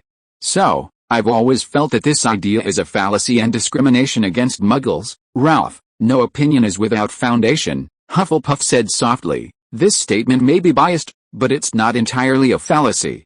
You should know that wizards have very low fertility. Ralph nodded. He had heard Helena say that the entire wizarding race was cursed by a more powerful being. Ancient pure-blood wizards made many attempts to solve the problem of reproduction. Hufflepuff gazed into the distance, seemingly lost in memories, and slowly said, they discovered that muggles have a very high reproductive capacity, like rabbits. Some pure-blood wizards tried to intermarry with muggles, hoping to use muggle bloodlines to break the shackles on wizarding reproduction. Hufflepuff looked at Ralph's face and sighed, but after several generations of intermarriage, those pure-blood families unexpectedly discovered that the power of their own bloodlines was weakening. How did they discover this? Ralph asked curiously. Can the strength of power be quantified? It cannot be quantified, but it can be observed directly. Hufflepuff's expression was solemn as she said, the Slytherin family's Parseltongue, the Ravenclaw family's natural legilimency, the Gryffindor family's disguise magus, the Trelawney family's third eye. These are all manifestations of the power brought by bloodlines, and many abilities cannot even be learned later in life. A branch of pure-blood wizards in Slytherin intermarried with muggles, and in their 3rd generation, the Parseltongue talent was absent. In the 4th generation, even squibs appeared. Professor Hufflepuff paused, then continued, after extensive intermarriage, pure-blood wizards, to protect the power of their bloodline, began to reject intermarriage with muggles, gradually leading to discrimination against muggles and the emergence of a group of pure-blood superiors. Ralph couldn't help but exclaim, such a thing is true. Yes. Hufflepuff paused for a moment, then asked softly, if it were you, knowing that your bloodline would be diluted step by step, would you still be willing to intermarry with muggles? Ralph didn't answer directly, he simply said softly, even without intermarriage, it might not last forever. Pure-blood wizards have difficulty reproducing, and their bloodline will eventually die out in a generation. Exactly, Hufflepuff smiled, it's a terrible conspiracy, designed to weaken the entire wizarding community, slowly assimilate them into muggles, and ultimately lead to their complete extinction. Who did it? Ralph asked. Hufflepuff didn't answer. She stretched and said lazily, let's not talk about that now. Are you hungry? I'll take you to the kitchen to get something to eat. Professor, I'm not in the mood for food right now. Ralph shook his head. If you're not in the mood, you should eat something, Hufflepuff said, pressing Ralph's shoulder. Delicious food always makes people happy. I'll cook for you myself. You don't usually get to eat my food. The two of them disappeared into the bustling crowd with a snap, and the next second they appeared in the kitchen. Ralph looked around, puzzled. Hasn't Hogwarts cast the anti-apparition charm yet? It has, Hufflepuff said smugly. But it's magic I learned from Hodor, not bound by wizarding magic. Hodor, my adopted house elves, Hufflepuff explained. Their magic is a different system from wizarding magic. Hearing the commotion, a group of house elves appeared, standing in a row, all wearing the same uniform, a tea towel printed with a Hogwarts crest. Hufflepuff smiled. "You can go and rest. I can handle this myself, no need to trouble you." "Yes, Professor Hufflepuff." The house elves bowed respectfully and quickly left. These house elves were all abandoned. Most of them had defects, and no other wizarding families were willing to adopt them, so I took them in at Hogwarts. Hufflepuff sat in a chair, looking at the boy's profile, and asked, "Rover, 1,000 years later, have these poor creatures fared any better?" "No." Rover shook his head. "They are still the wizard's slaves, is that so?" Hufflepuff said softly, somewhat disappointed. "I thought so many years of punishment would be enough, but nothing has changed." Rover raised an eyebrow and asked, "What punishment?" "Thanks to Tired Cat, Cheat Tiger, and Newbie 1223 for their donations." Chapter 411 The Wizard's Doomsday Catastrophe. House elves are undoubtedly useful as slaves. They have long lifespans, averaging 200 years, outliving their owners, perfectly embodying the concept of one pet for 3 generations, still existing even after the owner's death. House elves are also powerful, possessing their own unique magical system, even capable of casting spells without a wand. Most importantly, house elves are incredibly loyal, enduring beatings, scoldings, and abuse, even being forced to commit suicide without hesitation, as if they possessed an imprint of their will. Even Voldemort's meticulous training of his Death Eaters couldn't achieve this level of loyalty. If the Dark Lord had recruited a group of house elves as his minions, he would probably be resurrected by now. So the question arises, how did the wizards initially manage to enslave such a powerful race, and with such unwavering loyalty? Judging from Hufflepuff's words, there seems to be an unknown secret. Standing before the fire, Hufflepuff swung his wand, quickly preparing the ingredients, and murmured, "Speaking of house elves, one must mention that ancient wizarding kingdom with its brilliant civilization, powerful magic, and great skills." Ralph had heard the term wizarding kingdom more than once, but neither Nicholas Flamel nor Dumbledore had ever elaborated on it. In Nicholas's words, most of the ruins left by those wizarding kingdoms had been excavated by the 4 great wizards, who took away important things, making systematic research by later generations extremely difficult. Now that Ralph had finally met her in person, his eyes gleamed, and he hurriedly asked, "Professor Hufflepuff, how exactly did that wizarding kingdom disappear?" "A cataclysmic disaster," Hufflepuff said solemnly, speaking slowly. "That terrible cataclysm nearly sank the entire continent and directly destroyed that wizarding kingdom." She extended her slender fingers and snapped them lightly. A painting floated over, and the boy looked up to examine it closely. A group of flickering flames, trailing long fiery tails, shot towards the ground in parabolic arcs. The land shattered, turning into scorched earth, and the thick smoke from the burning clouds darkened the morning sky. Hufflepuff stared at the painting, as if talking to herself. "This painting depicts the scene of the cataclysm. My ancestors drew it from memory, and it has been passed down to me generation after generation. After that cataclysm, the entire magical civilization vanished completely. The shattered continent scattered like meteors across the world, and some ruins even sank into the depths of the sea. I, Ravenclaw, Gryffindor, and Slytherin have been excavating ruins all these years, collecting many valuable things." Hufflepuff produced another small golden cup, which she handed to Ralph, saying softly, "This cup is a magical artifact made by that wizarding kingdom. It can never be filled with water, and the craftsmanship that made it was lost long ago, at the time of the apocalypse." Ralph examined the famous Hufflepuff cup, and he suddenly remembered Nicholas Flamel's alchemy book. The wizard who called himself Abraham had appeared to Flamel in a dream, saying that the 4 prophecies would guide a young man to find the relics collected by the 4 great wizards. "Professor, what is the Doomsday Catastrophe?" Ralph asked curiously. "Is it a natural disaster or man-made?" Hufflepuff shook her head. "Ralph, I don't know what the Doomsday Catastrophe is, or how it happened. For thousands of years, many wizards have speculated about it. But as time goes by, and with each passing year the truth is buried, even the smallest glimpse of the truth is quickly swallowed up and ultimately dismissed as falsehood. In short, even if the truth were right before our eyes, probably no one would know." Ralph sighed. "It's a pity that the ancient wizards created such a magnificent civilization, yet nothing has been left behind." "Wrong," Hufflepuff shook her head. "Luckily it was destroyed, so we can stand here and chat." Ralph looked at Hufflepuff with confusion. She smiled and explained, "That ancient wizarding kingdom wasn't established by our ancestors. Our ancestors weren't wizards back then, They were just poor slaves, like house elves now. Ralph looked astonished. The rulers of that kingdom, they were the true wizards, you could even say, gods and creators, Hufflepuff said earnestly. Those wizards were few in number, yet they had incredibly long lifespans, hardly ever aging. They ruled this world and were the source of all magical power. Over countless years, they used their powerful bloodlines to combine with the animals of Earth, creating many magical creatures to serve as their livestock. Those wizards also created many slaves to assist them in their work. Giants were the first slaves. They were incredibly strong and could help carry things and build magnificent palaces, but unfortunately, they were too stupid. Goblins were the second group of servants. They were intelligent, but too cunning and greedy. Centaurs were the third group of servants. They were excellent mounts, but they were always obsessed with the sky and stars. Hufflepuff smoothed a strand of hair at his side and continued softly. Those wizards created many more slaves afterward, but each had its own flaws.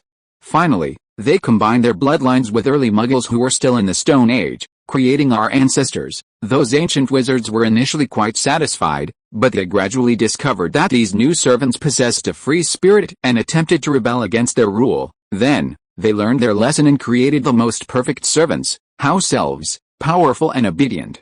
They originally intended to erase our ancestors, but the apocalypse came. How did our ancestors survive the apocalypse? Ralph asked curiously. The savior appeared, Hufflepuff said solemnly. He withstood the meteorite, protected the entire race, and taught them many spells. The savior also built a great ship, taking everyone across the sea to the Fertile Crescent, which is Mesopotamia in the Tigris-Euphrates region. The survivors gathered together and established early nations. Eridu, Kish, Lagash, Uruk, Ur, and Nippur. They were the earliest purebloods. Ralph listened quietly, his eyes fixed on Hufflepuff.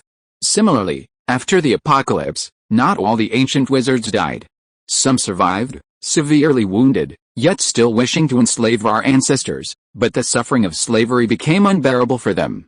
They united with giants, goblins, centaurs, and other intelligent beings to form an army and fight the wounded ancient wizards. Hufflepuff's voice was hoarse. In the end, the once powerful masters were reduced to a pile of mangled remains in the mud. Our ancestors, too, transformed from slaves into the new masters of this world. Inheriting the title of wizard, the house elves, having aided the ancient wizards, were punished and became our slaves. Ralph slowly processed this information. After a long pause, he asked, did all those ancient wizards die? Hufflepuff was slightly lost in thought, then smiled and said, a very good question. If you are listening to this novel on a channel other than Fanfic World, it means it was downloaded and re-uploaded without effort. We warmly invite you to visit our channel, Fanfic World. There you will find the original version of this story and many other novels of various genres. We look forward to seeing you dive into a world of incredible novels. Chapter 412 Fate only binds you when you accept it. Are those ancient wizards who ruled the world still alive? That's certainly a good question. But Hufflepuff didn't answer directly. She simply smiled and asked, Rolf, if you were a surviving ancient wizard, clinging to life until now, what would you do? Abandon your hatred and start anew with humanity, or remember your hatred and seek revenge? Revenge, of course, Rolf answered matter-of-factly, then hesitated, but the apocalypse had nothing to do with us humans, right? There's a theory, though it's just speculation. Hufflepuff narrowed her eyes. Back then, the humans who protected our ancestors were the culprits behind the apocalypse. If that's true, how can you say it had nothing to do with us? Also, in the Fertile Crescent, our ancestors joined forces with goblins and centaurs to launch a siege against the remaining ancient wizards, attempting to kill them. Hufflepuff murmured, the land shattered, nations collapsed.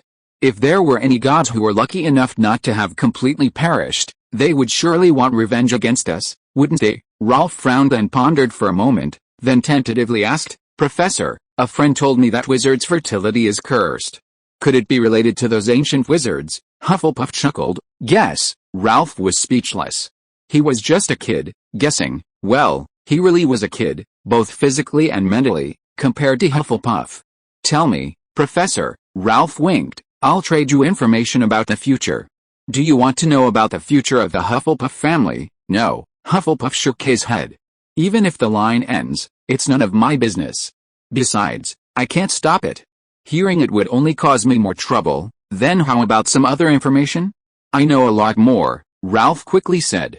Hufflepuff still smiled and shook his head, his eyes indicating no comment. Ralph sighed helplessly.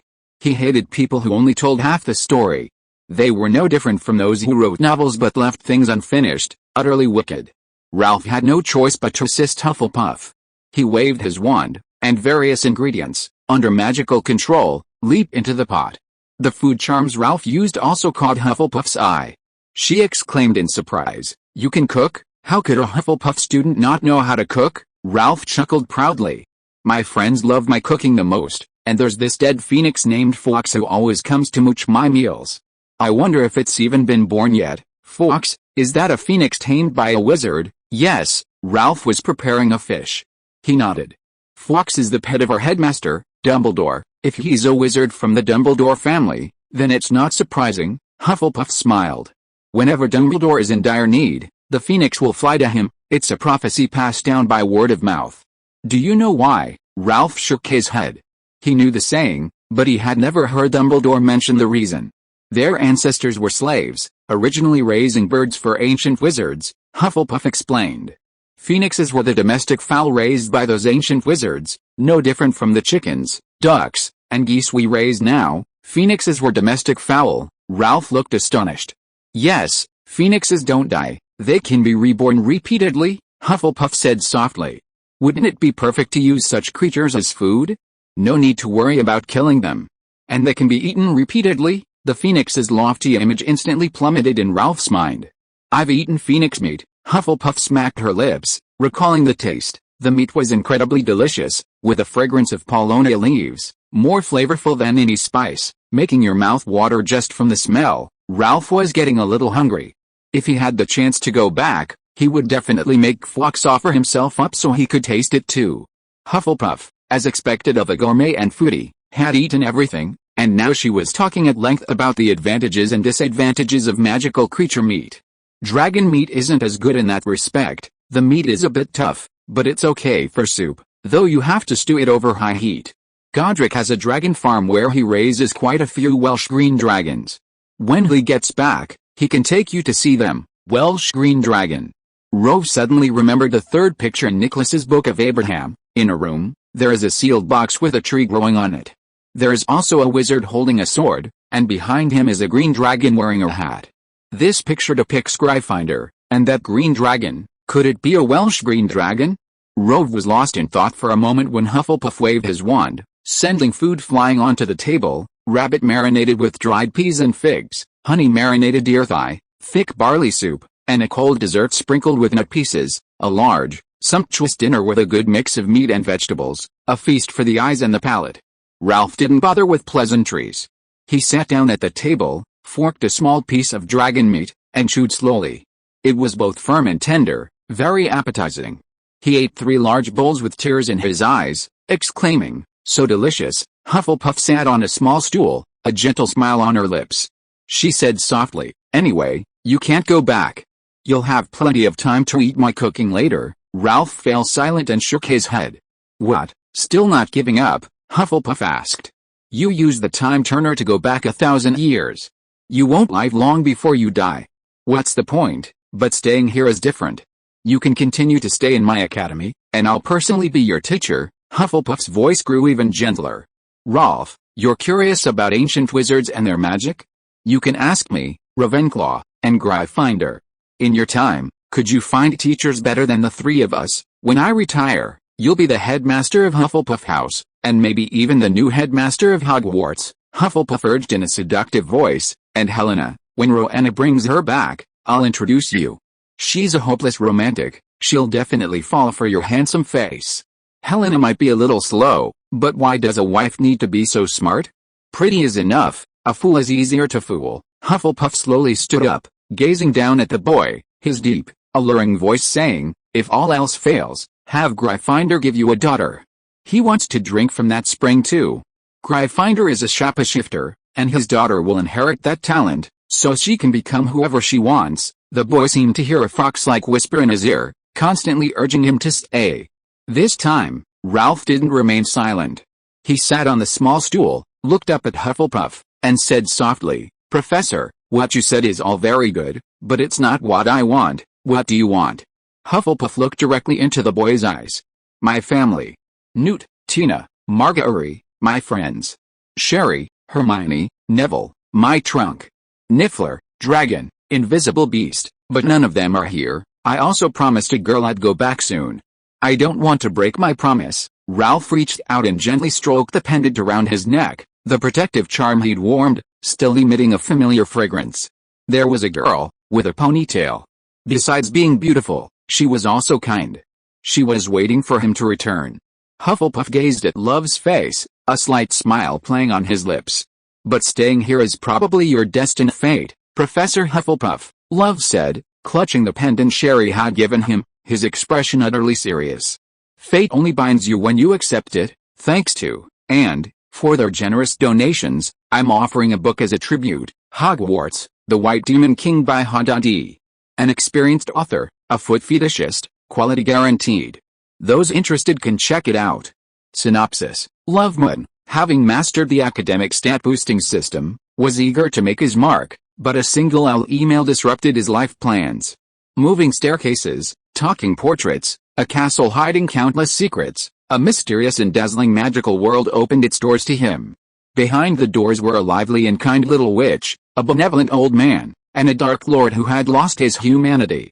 The Philosopher's Stone was the beginning of dreams, the Chamber of Secrets witnessed everyone's friendship, Azkaban was the start of darkness, the Goblet of Fire was the descent of darkness, the Order of the Phoenix brought regret to everyone, the Half-Blood Prince was Snape's confession, and the Deathly Hallows were the cruelest reality. However, surely there will be a better ending, won't there? Tom Riddle, accept your judgment. The light flashing from the tip of the White Lord's staff illuminated the Dark Lord's twisted face. Everything will be protected, or perhaps, redeemed.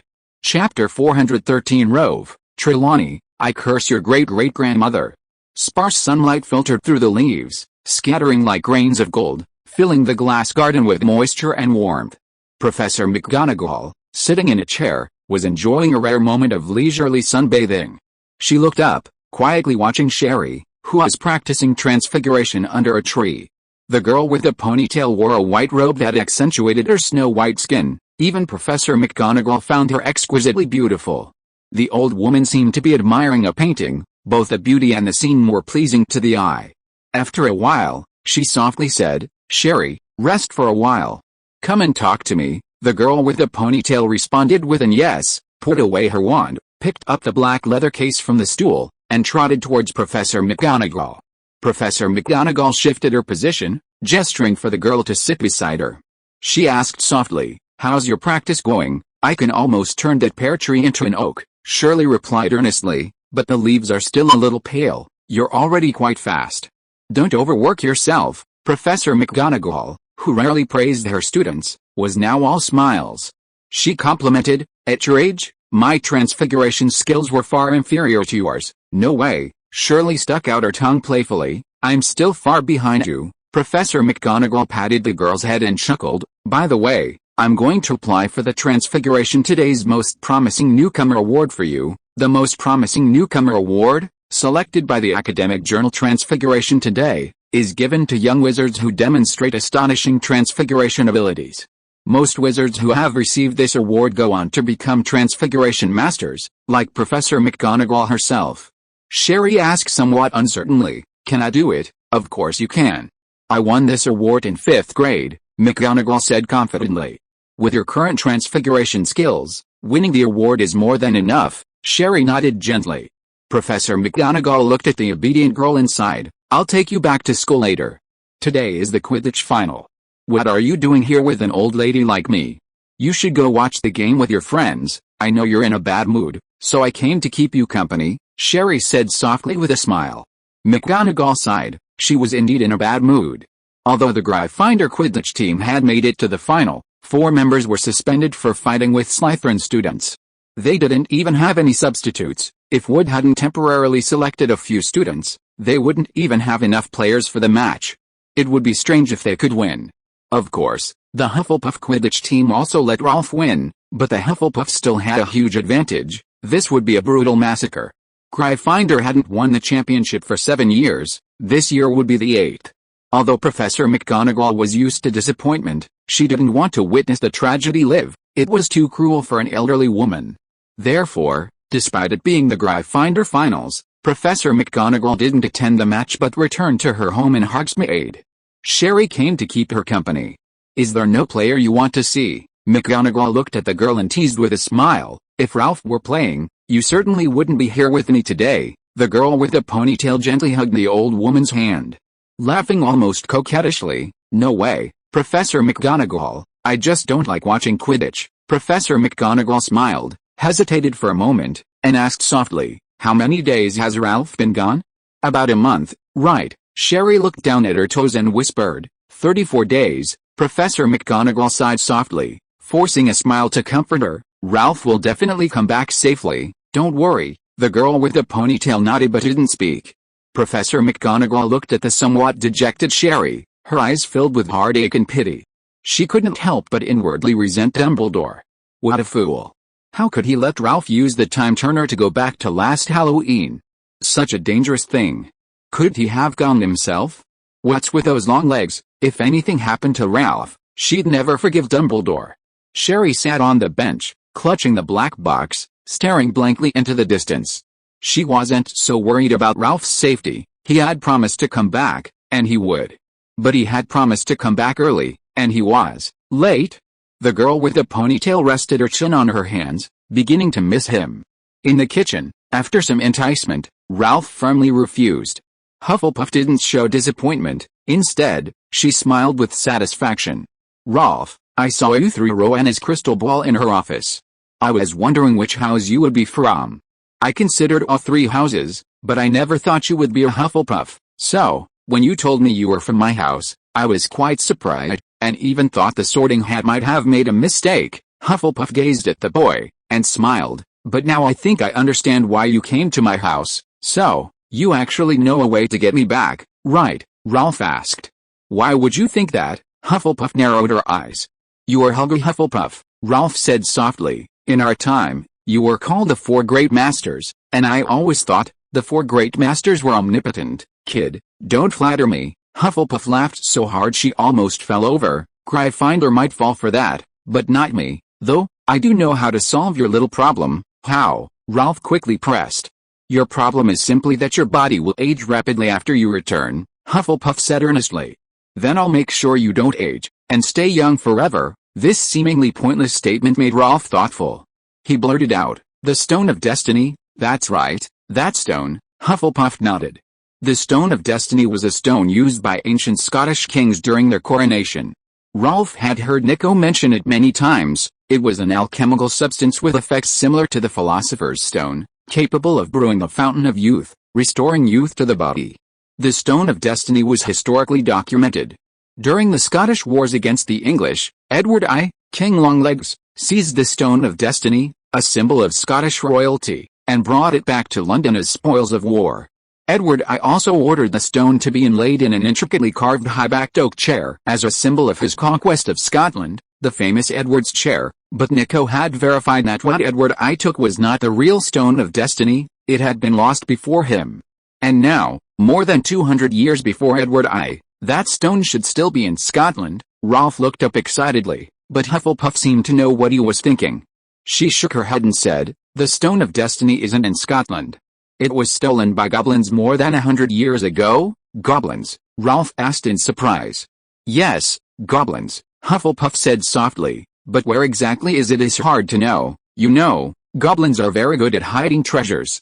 They bury gold deep underground and have dangerous magical creatures guard it." Hufflepuff didn't know either. It was as if she'd said nothing at all. Ralph sighed, stood up, walked to the window, and gazed at the sky. He suddenly remembered that night back on Halloween, when Trelawney sold him a package, saying it was a family heirloom left by his great-great-grandmother, and should never be opened unless absolutely necessary. Ralph figured that now was definitely the time for such a situation. He quickly took the shrunken package out of his pocket and restored it to its original size.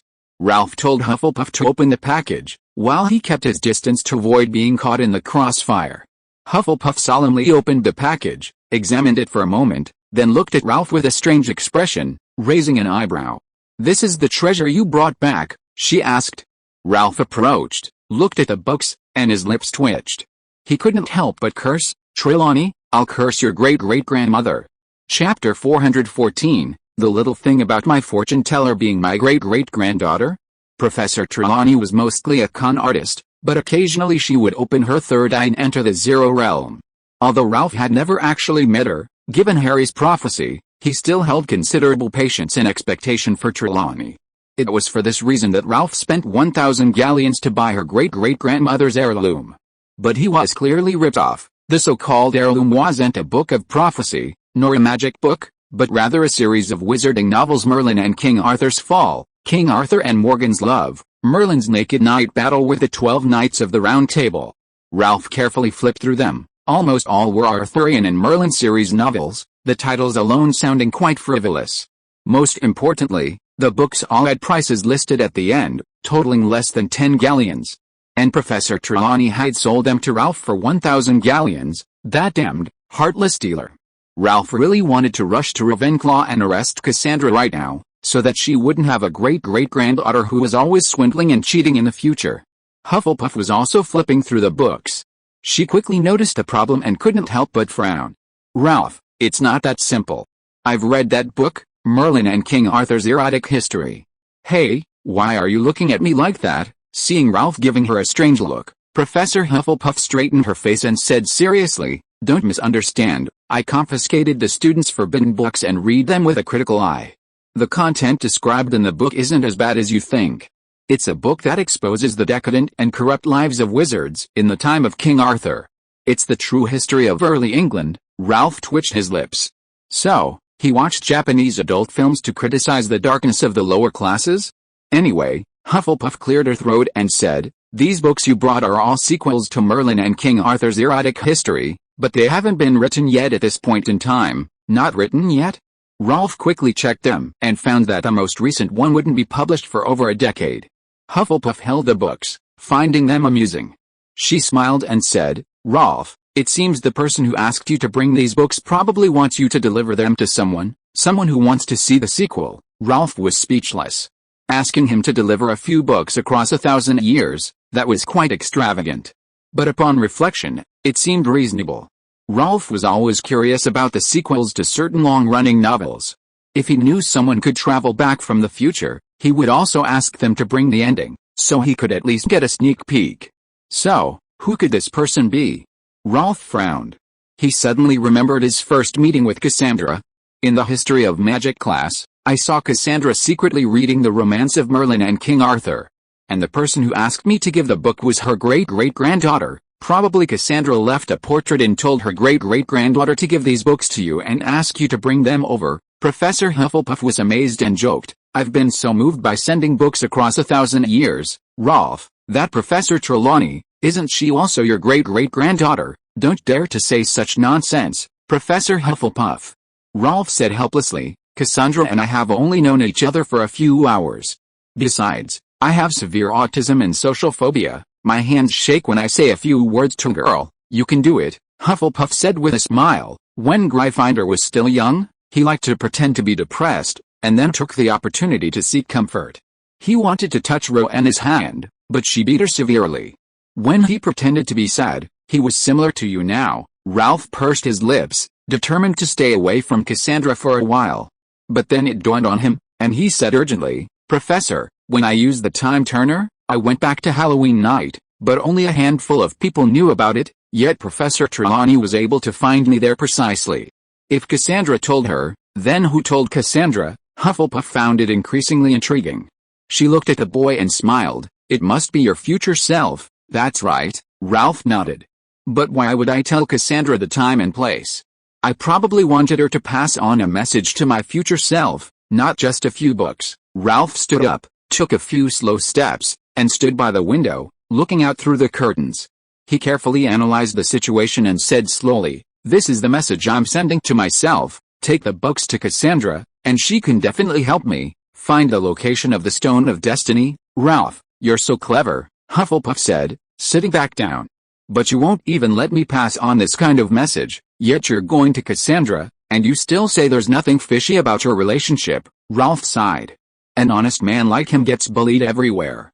"Professor, I'm going to Cassandra right now." Professor Hufflepuff glanced at the wall clock. shook her head, and said, "It's already curfew time. She should be back in her dorm by now." "No problem, just tell me Cassandra's dorm number," Ralph said impatiently. "I'll go directly to her dorm." Hufflepuff raised an eyebrow, a half-smile playing on her lips. "Ralph, that's the girls' dorm. Rowena and I use magic, boys can't get in, but judging from how familiar you are with it, you must have been in there quite a few times in your time, right?" Ralph looked surprised and exclaimed, "Ah, girls' dorms are enchanted and boys are forbidden? I really didn't know that. I've never been there." Hufflepuff smiled and said, still pretending. Ralph laughed awkwardly. He had indeed accidentally gone in once or twice. But he had only used a shape-shifting charm to invade the minds of animals and control them to go in. He himself had never been inside. "However, Professor Hufflepuff, your rule is outdated for our time," Ralph said softly. "I think your gender classification is far too crude." Hufflepuff raised an eyebrow and asked, "What do you mean? What makes you presume our gender?" "Right," Ralph shrugged. "In our time, there were 97 genders. I have a friend who has gender identity disorder. His body is male, but he identifies as female," Ralph continued. "Is this special case also barred from entering?" Hufflepuff's eyes seemed to gleam with amusement, a half-smile on his face. "Is your friend psychologically homosexual, attracted to women?" Ralph grinned. "Yes, get out." Chapter 415 The Entrance to the Secret Chamber. Following Hufflepuff's advice, Ralph didn't go to Ravenclaw Tower, not because he didn't want to, but because he was afraid of having 3 legs broken by Ravenclaw. He also didn't go to the Hufflepuff common room, spending the night in the room of requirement. The next day, Ralph ate breakfast in the kitchen first, then rushed to the charms classroom. Upon seeing the boy, the previously noisy room instantly fell silent, everyone staring up at him. After a night of investigation, everyone was basically certain he wasn't a Hogwarts student. Because none of the students from the 4 houses recognized him. But the students were all whispering that he was Salazar Slytherin's son. Otherwise, how could this mysterious boy speak parsley, and how could he possess such astonishing strength? He must have been personally taught by Slytherin. Anyone who said he wasn't Slytherin's son would be the first to object, especially Lestrange, who was hospitalized after being beaten up. So, was the man who hadn't returned to school for many years finally coming back? The Slytherin students were excited and eager to ask Ralph about Slytherin. But the boy entered the classroom, narrowed his eyes, glanced around, and, under everyone's gaze, went straight to Cassandra, who was sitting in the last row. Cassandra was eating bread when she noticed everyone staring at her, many witches looking at her with envy. It was the first time Cassandra had been stared at by so many eyes. She choked, letting out 2 burps, then quickly puffed out her chest and patted it vigorously. Ralph hurried over and helped Cassandra pat her chest. This was her only hope of getting back. She couldn't afford to choke. Cassandra blushed and quickly asked, "Is something wrong?" "Yes, this isn't the place to talk. Come with me." The boy turned and left, and Cassandra followed him out under the witch's murderous gazes. Ralph led Cassandra to the 2nd floor. He instinctively wanted to go to Myrtle's restroom, but after circling around, he couldn't find it. "There should be a restroom here, right?" Rove asked, puzzled. "Are you running a fever?" "There's no restroom here at all." Cassandra shook her head. "It's just a corridor." Rove didn't dwell on it. He said in a deep voice, "I want you to do some divination for me." "Divination?" Cassandra pursed her lips, then suddenly smiled. "My price is very high. It'll cost 10 takas. Takas were the currency of wizards in this era, which Rove didn't have at all. He did have some gallon on him, but in this day and age, this kind of magical currency made by fairies wasn't in circulation. Rove cautiously glanced around, then handed Cassandra the family heirloom he had bought for 1,000 gallon. He lowered his voice and said, "I'll pay with this." Cassandra took the books. At first, she didn't think much of them, but after flipping through them, she suddenly became excited and asked, "Where did you get these books?" "That's a secret." "I'm just asking if it's enough for your payment," Rove laughed. "Enough." Cassandra quickly and carefully wrapped up the books. She was suffering from a reading slump lately and wanted to catch up on the latest chapters. But the author was writing too slowly, and she was thrilled that Rove had a sequel. Cassandra licked her lips and asked, "What do you want to divine?" "I want to know the exact location of something," Rove quickly described. "It's called the Stone of Destiny. It's pale yellow and rectangular. The Muggle King of Scotland was crowned on that stone, but it was stolen by a goblin." "The Stone of Destiny?" Cassandra frowned. Stolen by a goblin, yes, Rove said solemnly. Can you divine? I'll try. Cassandra took out a clump of mallow from her pocket, held it in her hand, and gently rubbed her fingers together. A flame immediately ignited. The dim flame licked Cassandra's arm, but she remained unmoved. Black smoke rose, swirling and twisting. Rove whistled. That alone was impressive enough. Cassandra quietly observed the flames. After a long while, she frowned and said, I see a valley with a giant goblin statue at the entrance, holding a sword. Inside the valley is a huge pyramid-like structure. The stone you're looking for is in that valley, Ralph pondered. Isn't there a more specific location? Cassandra shook her head. I can't see it clearly. What do you mean by I can't see it clearly? A burning campfire, the flames flickering and never still, casting more than a dozen shadows on the ground. Some shadows are darker than others, Cassandra explained. The darkest shadows are often where the location is, but they're too far away, or there's magical interference, causing them to be as dim as the others. I can't tell which one is the shadow we're looking for. How can we make the shadows clearer? Ralph pressed. We need to go to that valley, Cassandra replied. The shadows will be clearer when observed up close. Ralph paused for a moment, then asked, would you like to come with me? Cassandra gasped, surprised. We have classes. How can we go to the Goblin Kingdom? Anyway, you don't listen in class, you're always reading other books. Ralph chuckled. You even do your own divination for the final exam. Does attending class affect you? Ralph held out his hand, demanding, if you're not going, give me back the book. Hey, no way, Cassandra frowned. She definitely couldn't return the book. She hesitated. Even if I wanted to go, Professor Ravenclaw wouldn't agree. It's alright, I'll handle things with Ravenclaw, Ralph said confidently. She'll definitely agree. You're not really Slytherin's son, are you? Cassandra asked curiously. Yes, Ralph smiled. Cassandra narrowed her eyes. I can go with you, but you'll have to pay extra. What kind of payment? Cassandra's eyes shone like pale red candlelight as she stared at the boy, earnestly saying, you have to tell me who you really are. Ralph hesitated for a moment, then said softly, no problem, but we'll talk about it after we find the Stone of Destiny. Cassandra, clutching her book, smiled and stretched contentedly. I'm going back to class now. Ralph nodded. He didn't leave, remaining standing there, trying to figure out why there wasn't Myrtle's washroom here. The boy suddenly remembered a basilisk telling him. In the 18th century, Corvinus Gaunt built a complex system of pipes to conceal the secret chamber. He also constructed a washroom, hiding the entrance to the secret chamber within it. Before that, the entrance to the secret chamber was hidden behind a concealed trapdoor. Ralph only needed to find that trapdoor to enter the secret chamber. In this era, aside from Slytherin, probably no other wizard had ever come into contact with a basilisk.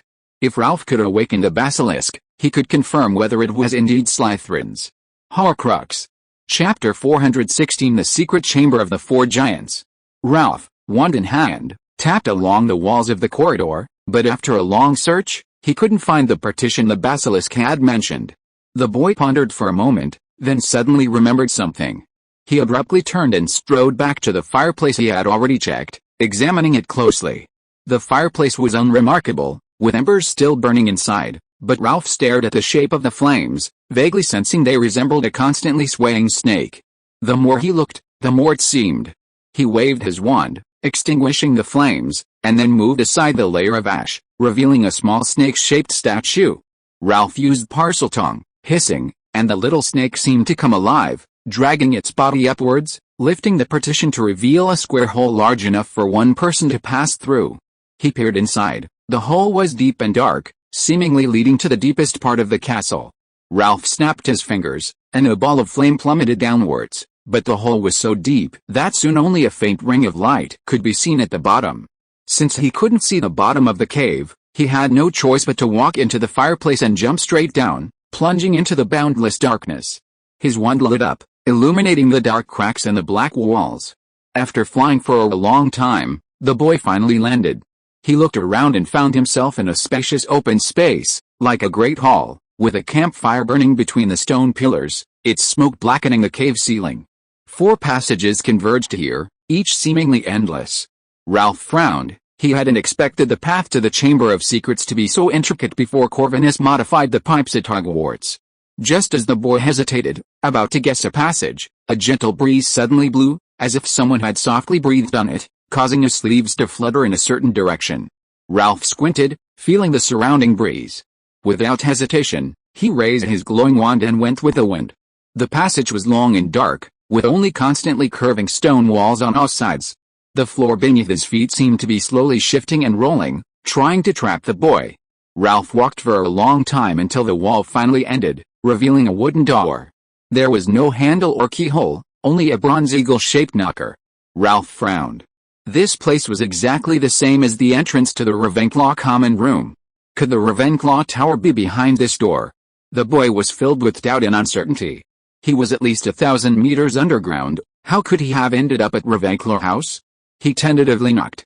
The eagle's beak immediately opened, and a gentle, musical voice asked, "You've never seen a raven, but you've seen a green apple. How does the probability of all raven being black change?" Ralph thought for a moment and replied, "The probability of all raven being black increases." Correct answer. After the voice finished speaking, the door creaked open. Ralph stepped into a circular room, only to find that this wasn't the Ravenclaw common room, but rather a small library. A towering, round bookshelf pressed against the wall, piled high with thousands of leather-bound spellbooks and chests of ancient scrolls, reaching all the way to the ceiling.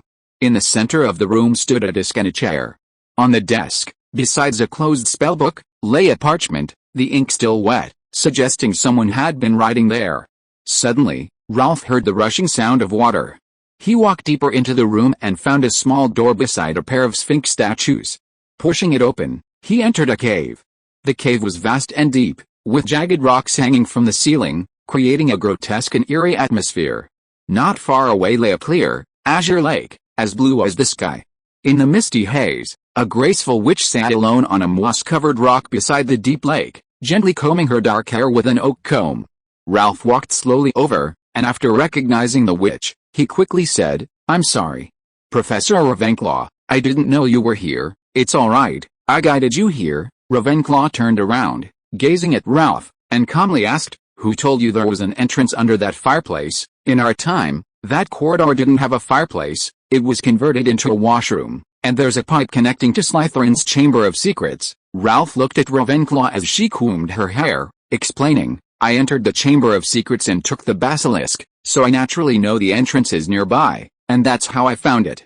"Professor, where's this?" Ravenclaw extended her slender fingers, gently stirring the cold lake water, creating ripples on the surface. She softly said, "You can think of this as my Chamber of Secrets. I usually study magic here. The other passages lead to the Chambers of Secrets in Hufflepuff and Gryffindor, respectively." Ralph guessed. "That's right," Ravenclaw nodded. "The four of us used to meet often to exchange magical insights." Ralph raised an eyebrow. How come by his time, only Slytherin's Chamber of Secrets remained? Were the other three rooms closed? Or had Corvinus deliberately concealed the entrances to the other rooms when he built the plumbing system? Ravenclaw said calmly, "You want to go back into Slytherin's Chamber of Secrets to find the basilisk he kept?" "Yes," Ralph said honestly, "I want to ask the basilisk some questions and see how it's different from 1,000 years later." "No need to go," Ravenclaw said indifferently. "Salazar took the basilisk with him when he left, but the basilisk told me that Slytherin didn't take it with him when he left Hogwarts, and it has remained in the Chamber of Secrets ever since." Ralph asked doubtfully. "It lied to you." Ravenclaw glanced at Ralph and said slowly, "That basilisk was personally trained by Salazar. It's very good at lying, it's as natural as breathing." "So," Ralph narrowed his eyes and said slowly, "Slytherin will come back to Hogwarts again and leave that basilisk behind." "Maybe." Ravenclaw didn't seem too concerned. She stared intently at the boy and said in a cold voice, "I have something to discuss with you." "What is it?" Ralph asked quickly. Ravenclaw stood up, her long hair cascading down her back like a waterfall. She wore a silk dress woven with ivory brocade and silver thread, extremely form-fitting, outlining a graceful figure. A sky-blue robe appeared behind Ravenclaw. She stretched out her arms, and the robe automatically donned itself, concealing her figure. Ravenclaw's bare, spotless feet lightly touched the lake's surface, creating visible ripples. "Follow me." Chapter 417 The Death of Rolf. Ravenclaw walked slowly and gracefully, her soft, white feet creating gentle ripples on the lake with each step. Ralph also walked on the lake, though not as elegantly. His steps were still light and fluid, his movements graceful and unrestrained. The two walked towards the small island in the center of the lake, the boy following behind Ravenclaw, always 2 steps apart, neither too close nor too far. A cool breeze blew, causing Ravenclaw's skirt to sway beside her rounded hips, her fair legs appearing and disappearing beneath the hem, and her white, jade-like feet, untouched by the world. Ralph silently observed Ravenclaw's stunning beauty and ethereal grace. She was undoubtedly the most beautiful which he had ever seen. Even Helena, who inherited 6 or 7 parts of Ravenclaw's features, was beautiful, but compared to her mother, she lacked a certain refinement, appearing somewhat petty.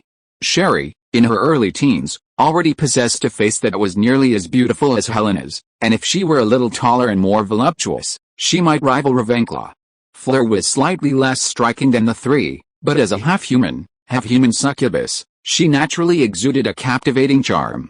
Ralph was lost in thought, not even hearing Ravenclaw speak to him. Ravenclaw chuckled at the boy's absent-mindedness, raising her voice to ask again, "Ralph, how's the search for the Stone of Destiny going?" Ralph snapped out of his reverie and smiled apologetically. "I've already had Cassandra perform a divination for me. She said there's magical influence. She only saw a valley with pyramids and a giant goblin statue.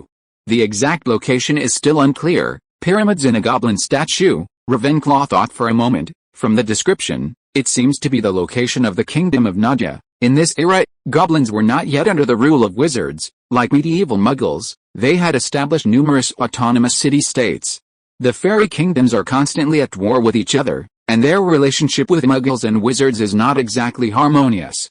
Nadia is a small fairy city-state in Scotland, currently ruled by Legnac. Legnacar is very exclusive. "It will be difficult for a wizard like you to infiltrate Nadia," Ravenclaw suggested. "You can go there under the pretext of retrieving the sword." "The sword?" "Yes, Gryffindor once commissioned Legnacar to forge a sharp sword." Ravenclaw walked on the water, his tone unhurried. "The magical materials came from a broken sword, a weapon forged by an ancient wizard before the apocalypse, which Gryffindor found in the ruins. The goblin still retains some of the ancient wizard's skills, so he entrusted it to Legnacar to reforge. But after reshaping the sword, Legnacar kept delaying its return. You can go to Nadia under the pretext of retrieving the sword." Ralph narrowed his eyes. He suddenly understood that Ravenclaw was referring to the later famous Gryffindor sword. The ownership of this sword involved a famous case in magical history. That is, after forging the sword, Legnac became very fond of it and wanted to possess it, but he was no match for Gryffindor. So he spread rumors that Gryffindor had stolen the sword. This rumor spread widely in Goblin society, so much so that even 600 years after the sword was forged, in the 17th and 18th centuries, it still sparked a bloody Goblin rebellion. While Ralph wasn't familiar with this history, he had a general understanding of it. And he never imagined he would one day be a participant. "Professor, what if we clash with the goblins while searching for the Stone of Destiny?" Ralph asked. "Can I fight them?" Ravenclaw smiled, her elegance shining even brighter, and softly replied, "Your safety is the most important thing." The implication was that killing the goblins was unimportant. The two finally arrived at the island in the lake. Ravenclaw led Ralph through a tall green hedge into an enclosed garden. There were no trees in the garden, only a high platform. After climbing a long flight of stairs to a high platform, Rove found a well in the center. "This is the Well of Death, created by ancient wizards," Ravenclaw said calmly, her bare feet touching the polished marble steps. "Through this Well of Death, one can see the scene of their own death." Rove was silent for a moment, then frowned. "Professor, did you bring me here to have me see this well?" "No," Ravenclaw smiled softly. "Rove, I won't advise you whether you see it or not. Both choices have their advantages and risks." "What do you mean?" Rove asked. "Seeing the scene of death will give you some insight into the future," Ravenclaw said. "It might give you hints, allowing you to prepare in advance. But your preparations might also become part of the fulfillment of prophecies. Seeing it or not could be beneficial or detrimental to you. Do as you wish." Rove thought for a moment, then stepped forward, gently straddling the rim of the well, leaning slightly forward, and looking down into the water. The water in the well was deep and dark, heavy and oppressive, and a chilling aura emanated from it. Ralph quickly saw a scene, 2 wizards standing facing each other, one being his future self, tall, seemingly 16 or 17 years old. The other wizard had her back to the scene. Ralph couldn't see her face, but from her graceful silhouette, he could tell she was A young witch.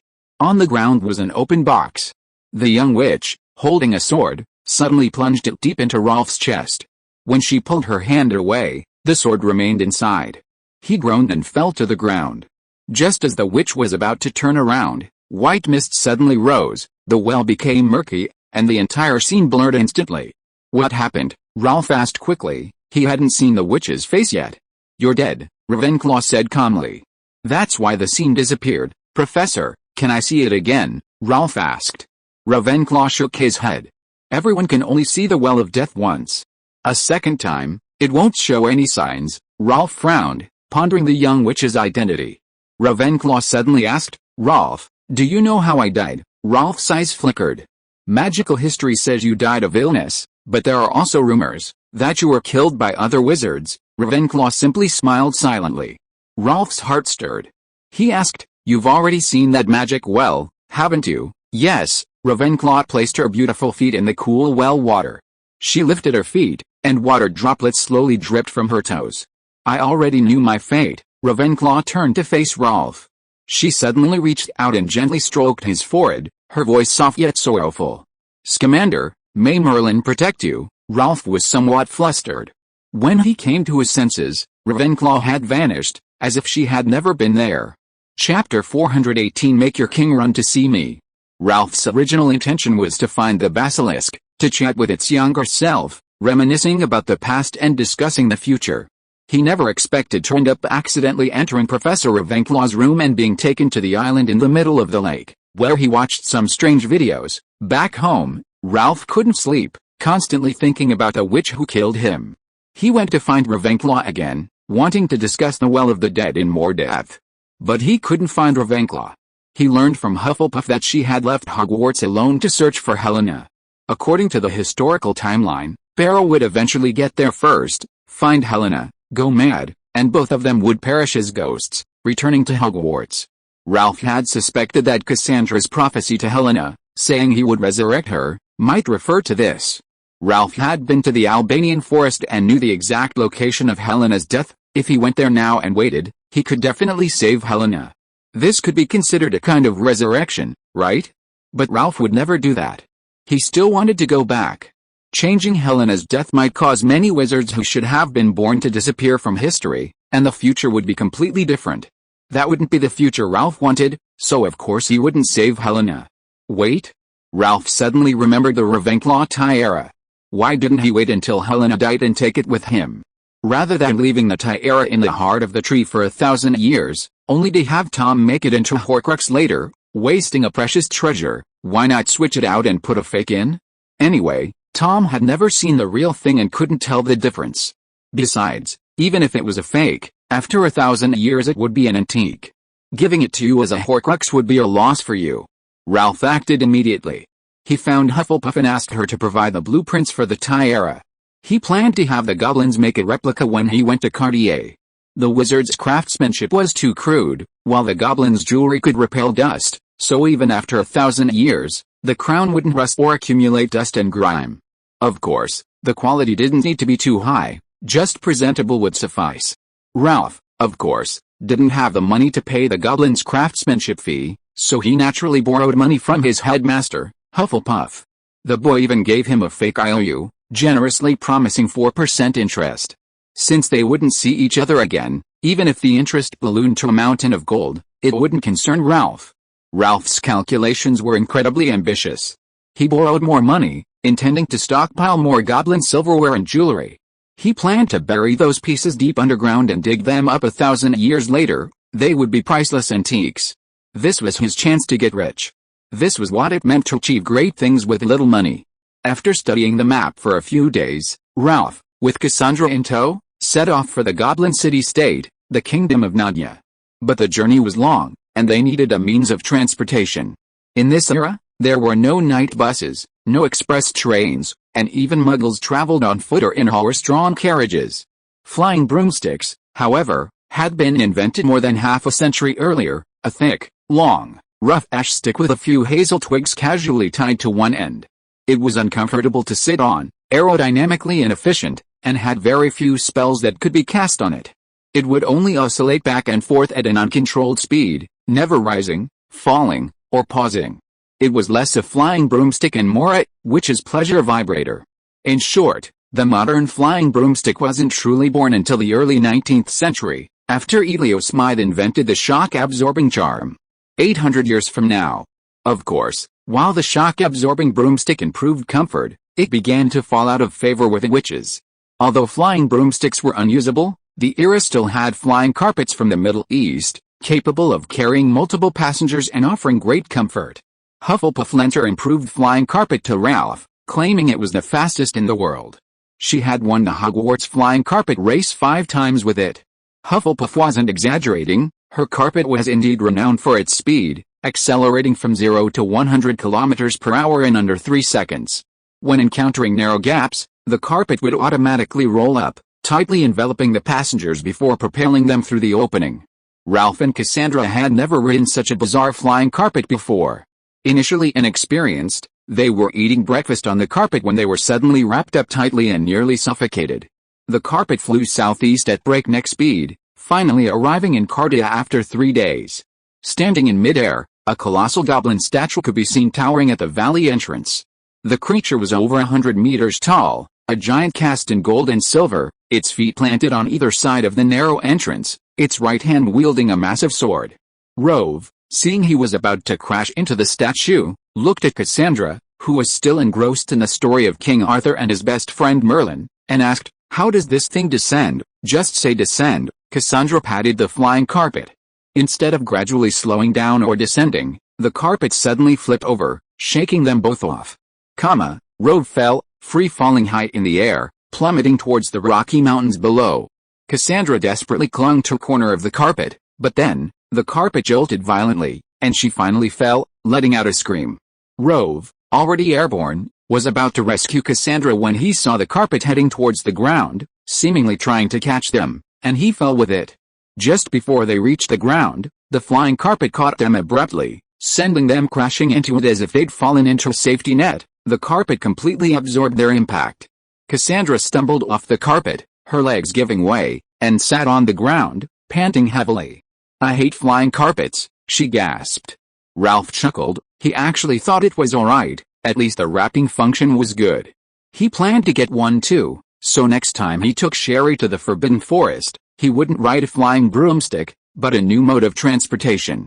The flying carpet began to fold automatically, transforming into a golden brown square handkerchief, which landed in Ralph's hand, and the boy put it in his pocket. The two walked towards the statue when a group of goblins stepped forward, calling out loudly, "Unauthorized persons, please keep away, I am here representing Hogwarts School of Witchcraft and Wizardry." A letter appeared in Ralph's hand, bearing a shield emblem with a capital H surrounded by a lion, an eagle, a badger, and a snake. "Make your king come out and see me. Thanks to Just Love to Wonder in the Water and Happy Jenger for their generous donations." If you are listening to this novel on a channel other than Fanfic World, it means it was downloaded and re-uploaded without effort. We warmly invite you to visit our channel, Fanfic World. There you will find the original version of this story and many other novels of various genres. We look forward to seeing you dive into a world of incredible novels. Chapter 419 Salazar, son of Slytherin. Rough, isn't your attitude a bit too arrogant? Taking advantage of the moment when the goblin guard went to report with a letter, Cassandra leaned closer and whispered a reminder. The relationship between goblins and wizards isn't exactly good, more than bad. Wizards coveted the goblins' gold, goblins coveted the secrets of the wizards' wands, and they often clashed over power and territory. Ruff's arrogance made Cassandra fear he'd be captured by the goblins and thrown to the dragons. If the relationship isn't good, you need to be more arrogant. You're still speaking softly, even the gatekeeper doesn't take you seriously, Ralph explained in her low voice.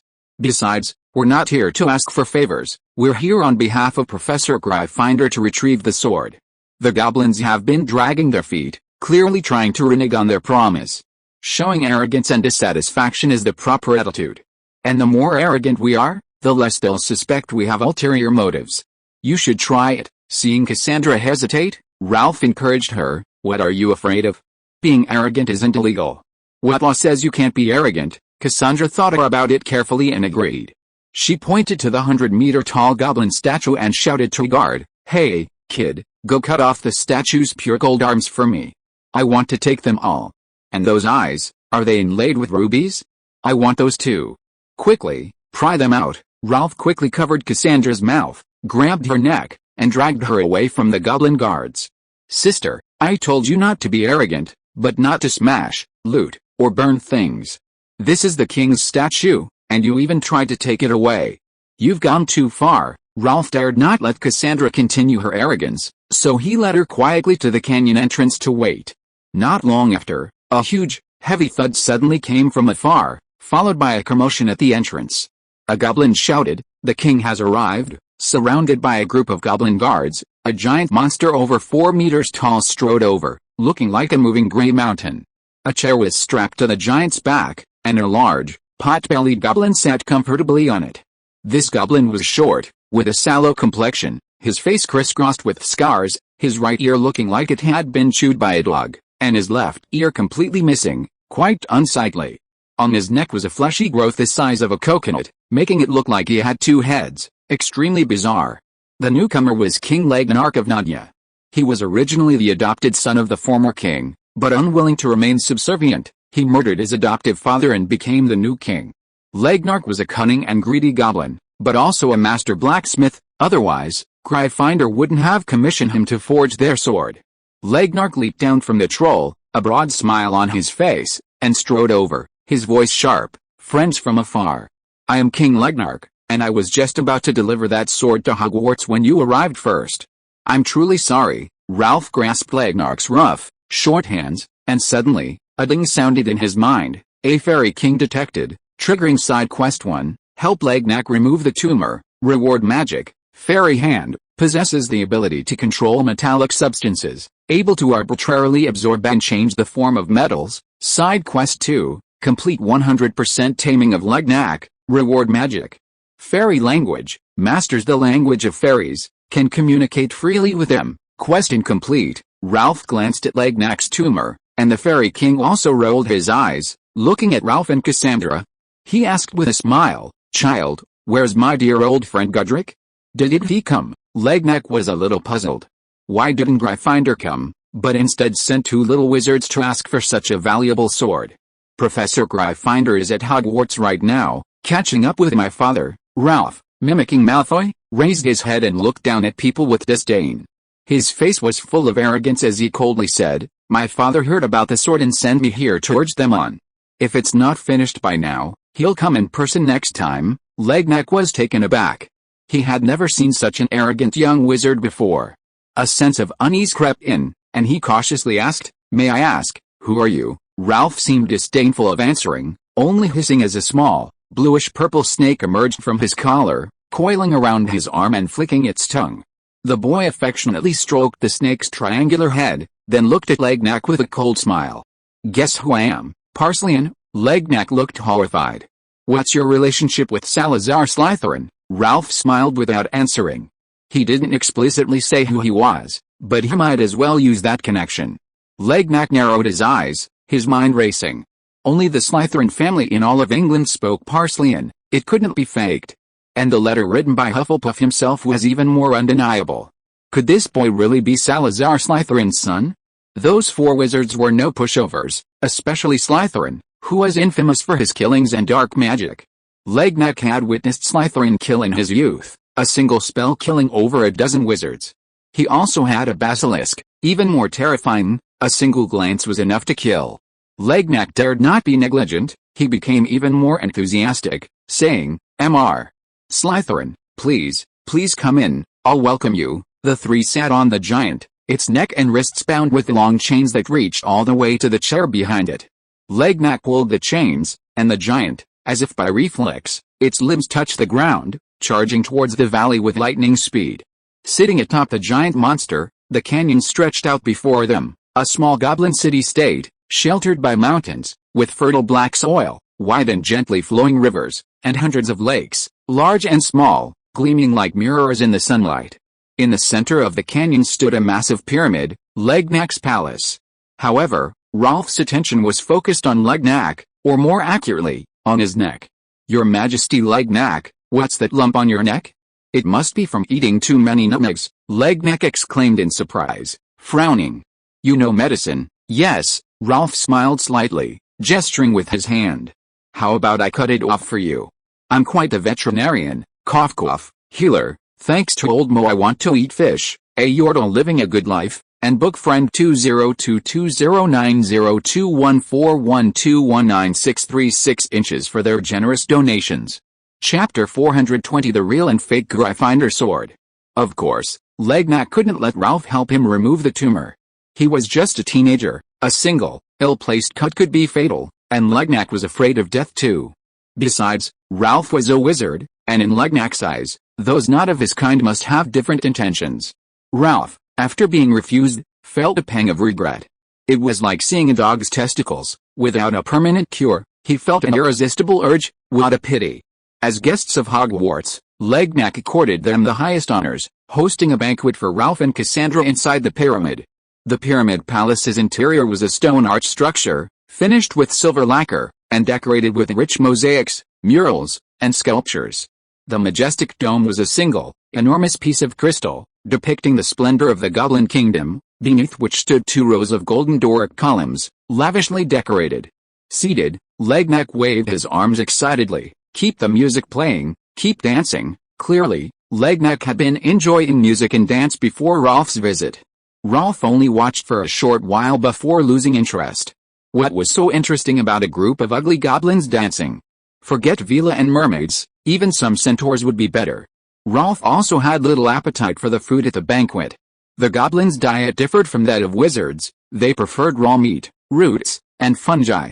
Fungi, in particular, were notoriously unpalatable to goblins. Therefore, the table featured a wide variety of fungi dishes. Ralph recognized several, including wild mushrooms like dried mushrooms, termite mushrooms, porcini, and truffles.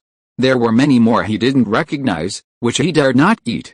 Fungi were notoriously poisonous, as Professor Sprout put it. Getting too close to unfamiliar fungi, let alone eating them, was suicidal. Legnack was completely unconcerned. Even though the tumor on his neck was caused by a fungus, he didn't avoid eating it, even deliberately consuming poisonous mushrooms to enjoy the hallucinogenic, delirious pleasure. As the banquet drew to a close, Legnack clapped his hands, and soon a goblin appeared, carrying a longsword, and strolled to Ralph. "This is the sword I promised to forge for Gryffindor." Legnack leaned back on the cool silk cushions, pouring ruby-red wine into a pair of matching emerald and gold goblets. Despite his drunkenness and swaying body, his hand holding the goblets was steady. "Scatty, please check it. If there are no problems, we can call it a day." Ralph took the sword. The hilt was inlaid with rubies, gleaming brightly, the candlelight reflecting brilliantly off the gleaming blade. Judging by its appearance alone, it was indeed exactly the same as the Gryffindor sword in Ralph's memory. But he suddenly laughed. "King Legnack, is this sword a fake?" Legnack's hand trembled slightly.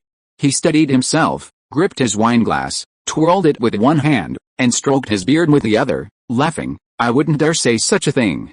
How could I, a dignified goblin king, sell a fake sword?" Legnack took another sip of wine.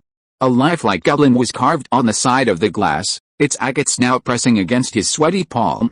"Scatty, look how sharp this sword is. Only our goblin skills could forge such a thing. You can have it tested in any other goblin kingdom." "Oh, really?" Ralph threw down his wineglass, abruptly stood up, gripped the sword with both hands, and slashed fiercely at the table in front of him. The table was not only enormous but also strangely carved, its bronze surface bright and brilliant, inlaid with amber, agate, jade, and emerald. But under the sword, the heavy table snapped in two. This action terrified all the fairies present, as well as Cassandra, who was stunned and bewildered. She had never expected Ralph to be so arrogant. Ralph casually stroked the blade, praising, "It is indeed a fine sword." "Haha, I was just joking. Everyone, relax, how could this be a fake? King Legnack, do you think I don't trust you? You wouldn't lie to me." "Well, then Legnack's eye twitched, his face plastered with a fake smile. "Is the transaction settled?" "No rush." Ralph tossed the sword away, the tip and a small section of the blade embedding themselves in the floor. He smiled and said, "This sword will remain with you for now." Legnack gripped his wineglass, his face expressionless, and asked, "What do you mean?" "To be honest, I've taken a liking to Helena, Ravenclaw's daughter. She's truly beautiful." Ralph laughed heartily. "I want to give her some gifts, but I lack gold and silver jewelry. I plan to buy some from you." I also want to have a crown made. I hope you won't mind bothering me for a few more days." Hearing that it was about buying things, Legnark breathed a sigh of relief, his eyes flickering. "That's easy, you can choose any you like, I'll give you a discount, thank you in advance." Ralph raised his cup, drank it all in one gulp, then threw the empty cup on the table. He swayed and said, "No, I've had too much to drink, my head hurts terribly. Cassandra, quickly help me back to rest." Cassandra quickly got up and helped the drunken Ralph, who, guided by a maid, went to his room to rest. After the young wizards left, the goblin who had delivered the sword had already drawn it again and brought it to Legnak's side. He said respectfully, "Your Majesty." Legnak examined the sword, his brow furrowed with gloom.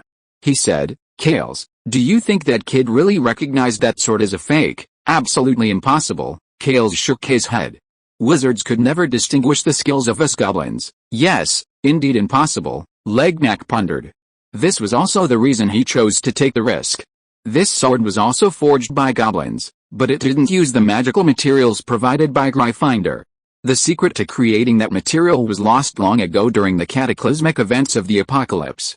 Even though the goblins inherited the ancient wizards' craftsmanship, they couldn't create that substance. A sword made of that material, how could Legnark bear to hand it over? Therefore, he used ordinary materials to make an identical sword, hoping to fool them. "Is the sword hidden well?" Legnark asked. "It's hidden deep in the vault," Carls whispered. "They definitely won't find it." Legnark's eyes flickered. "If they want to buy any jewelry, lower the price. Get them both out of here quickly. Once they are out of here, the authenticity of the sword is none of our business." "Yes." Inside the room, Ralph, who had just been drunk and needed Cassandra's help to walk, now sat in a chair, full of energy, showing no signs of drunkenness. He looked at Cassandra and ignited a flame in his palm. Whether the sword was a fake or not, Ralph couldn't truly tell, but he was quite certain it was counterfeit. In the original timeline, after Legnak finished the sword, he didn't want to return it to Gryffindor, so he lied, claiming Gryffindor had stolen it from him. He even sent a group of subjects to retrieve it, but they were all repelled by Gryffindor. If Legnak could resort to such tricks against Gryffindor, he certainly wouldn't give him the real thing now that Ralph was demanding it. But whether it was real or fake didn't matter. Ralph wasn't here to retrieve the sword, he was here to find the Stone of Destiny. Cassandra gazed at the flame and whispered, "Ralph, according to the flame's indication, the Stone of Destiny is at the very bottom of the pyramid." "Very good, I understand," Ralph smiled. Chapter 421 The Theft Plan. In the 20th century, the fairy kingdoms had long since vanished into the annals of history. To understand them, one could only rely on their rich magical histories, unearthed artifacts, or ruins. But now, with Ralph transported 2,000 years ago, such arduous methods were unnecessary. He could experience it firsthand, what he saw and heard. Therefore, the boy cherished this opportunity. Instead of rushing to steal the Stone of Destiny, he spent his days with Cassandra, exploring the kingdom of Cadia. The Pyramid Palace offered the best vantage point, providing a commanding view of the entire city. The outermost layer consisted of winding rivers and rolling hills, guarded by 3 thick walls constructed of red sandstone, carved with various magical creatures. Inside, the city was divided into residential, forging, and commercial areas, with narrow, winding alleys and wide streets scattered throughout. At night, emerald lanterns floated atop the pyramids, bathing the entire kingdom in a hazy, bluish glow. The fairies also had an arena. In this age where dragons could be kept, different species of fire dragons frequently clashed. In their spare time, Ralph took Cassandra for a stroll through the goblins' gold and silver streets, selecting exquisite jewelry, armor, and weapons. They spent money incessantly, as if they were on a shopping spree. Amidst this frenzied shopping, King Legnak, who had initially been suspicious of the young man's ulterior motives, gradually lowered his guard. 5 days passed in this manner, and the crown Ralph needed was completed. He finally put his plan into action. That night, Ralph and Cassandra once again went to the goblins' gold and silver streets to buy jewelry. There were many wizards shopping there, and the two of them didn't stand out too much. Walking among the crowd, Cassandra, who had already used tea leaves for divination, whispered, "2 more goblins are following us today." Ralph gave a soft hum. Since their arrival in Cadia, every time they went shopping, goblins had followed and monitored them. At first, there were 5 goblins, Then the number decreased, and today, only 2 remained. Rove had already keenly sensed that someone was watching him, and Cassandra, with her clairvoyant ability, couldn't hide anything from her either. Legnac might not intend to do anything harmful to them, but he certainly wanted to track their daily movements. Passing a stall, Cassandra walked over, picked up a large amethyst ring, the size of a pigeon's egg, and exclaimed, "Look, how beautiful it is." The amethyst was crystal clear and dazzling. Rove could see his own face clearly. Cassandra shifted the angle to the right, revealing what was behind her.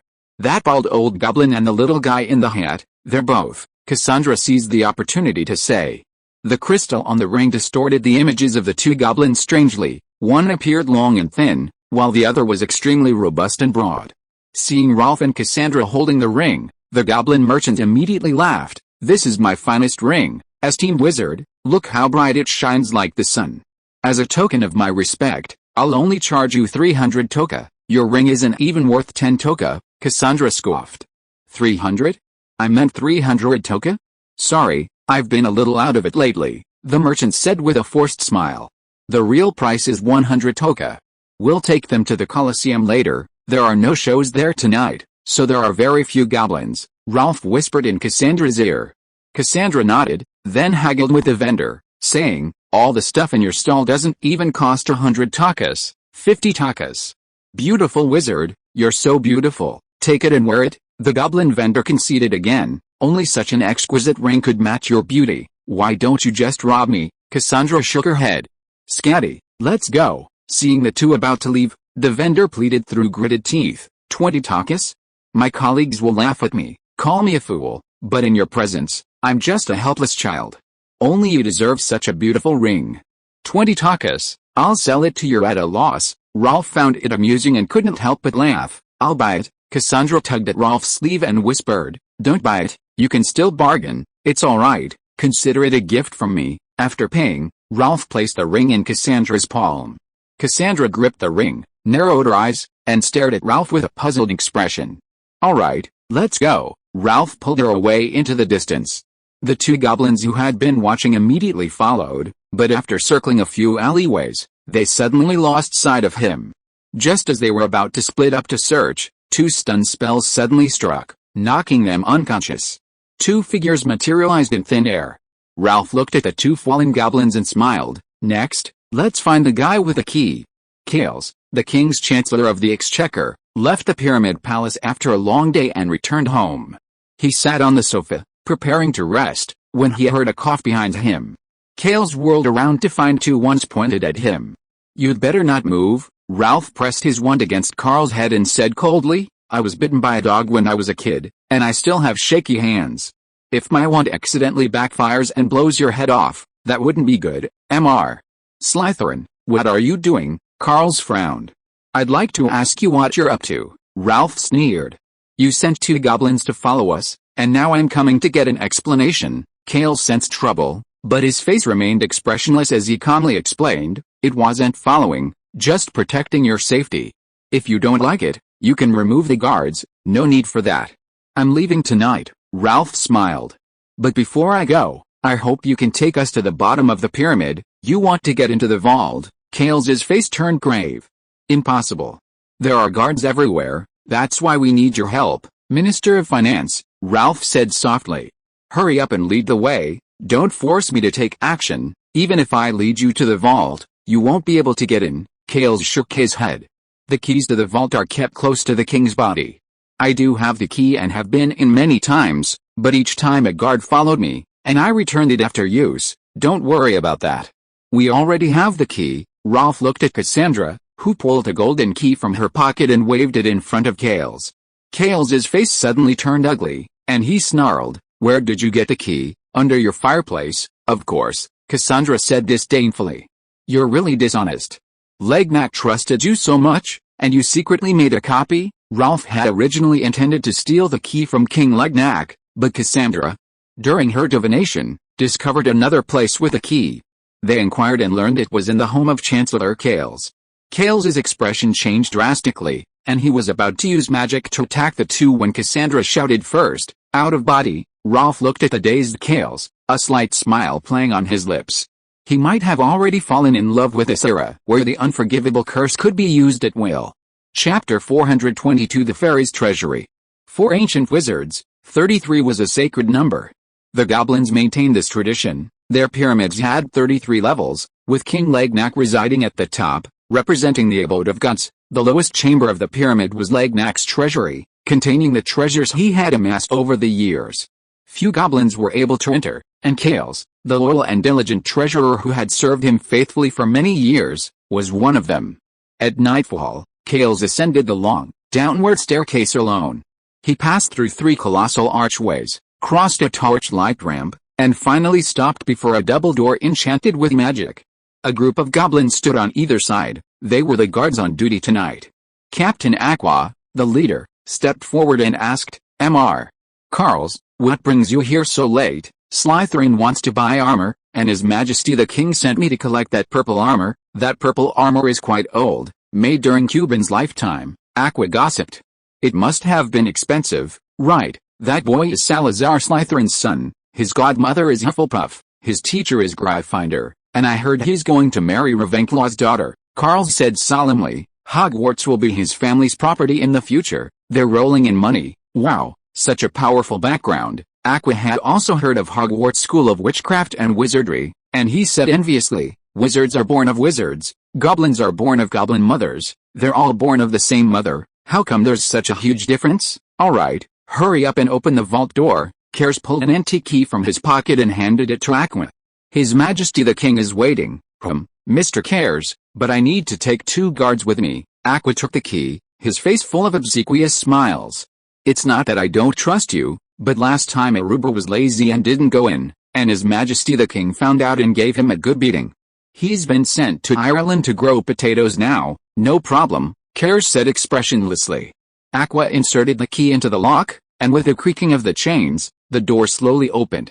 The 4 of them stepped into a narrow corridor made of black and red bricks, and with their footsteps echoing in the darkness, they entered a magnificent hall. Gold coins and gold dust were piled up like mountains. Emeralds, green gems, agates, tourmalines, amber, opals, and amethysts shimmered under the lights, illuminating the entire hall with a dazzling display of jewels. Aqua swallowed hard. Every time he came in and saw this scene, it hurt his eyes. He really wanted to take it all home.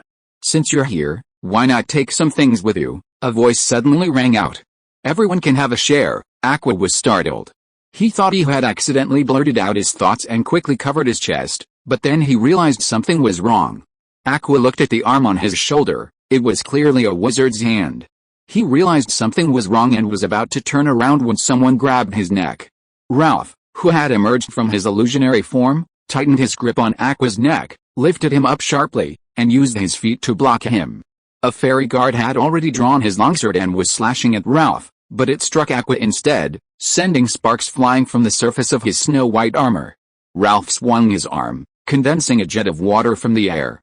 He thrust it forward sharply, violently striking the fairy's head, shattering it with a deafening roar and creating a splash of water.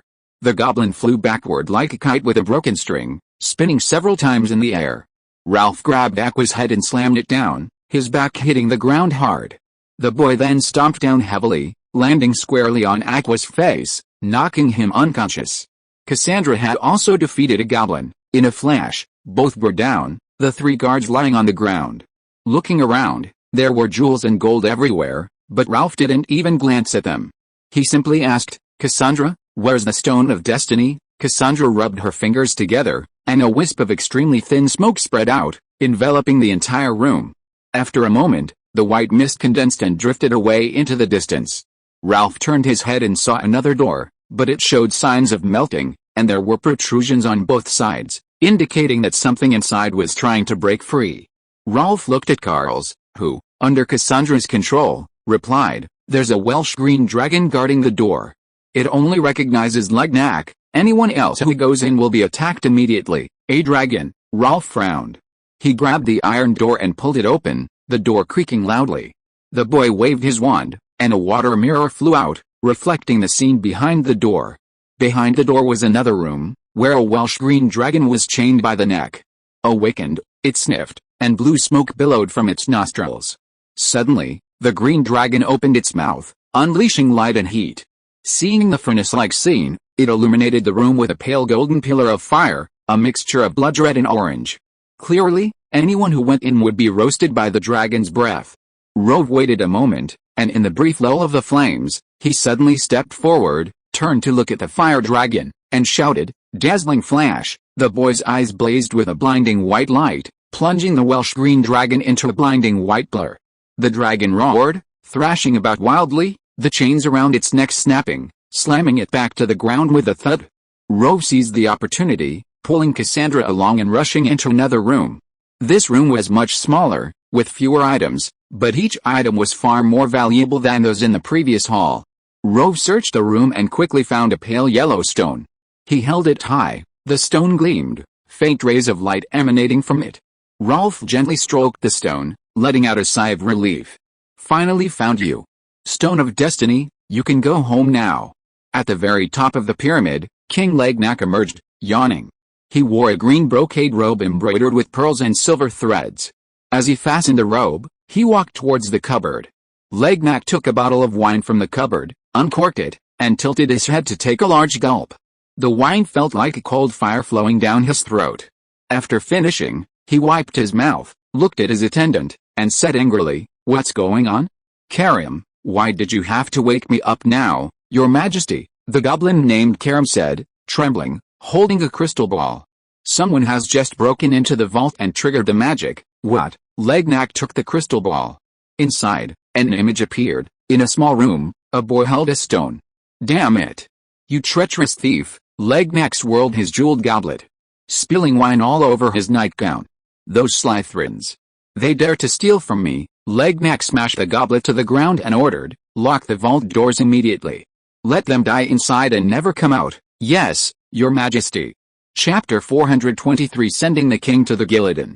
Cassandra wandered around the room, admiring Legnack's collection, but her gaze was quickly drawn to a sword in the corner. The girl picked it up, examined it for a moment, and frowned, saying, "Rolf, this sword looks exactly like the one Legnack showed off the other day." Rolf looked up, squinting at the sword in Cassandra's hand, and sneered, "Legnack really did give us a fake sword and hid the real one. That old fox, he's quite shrewd.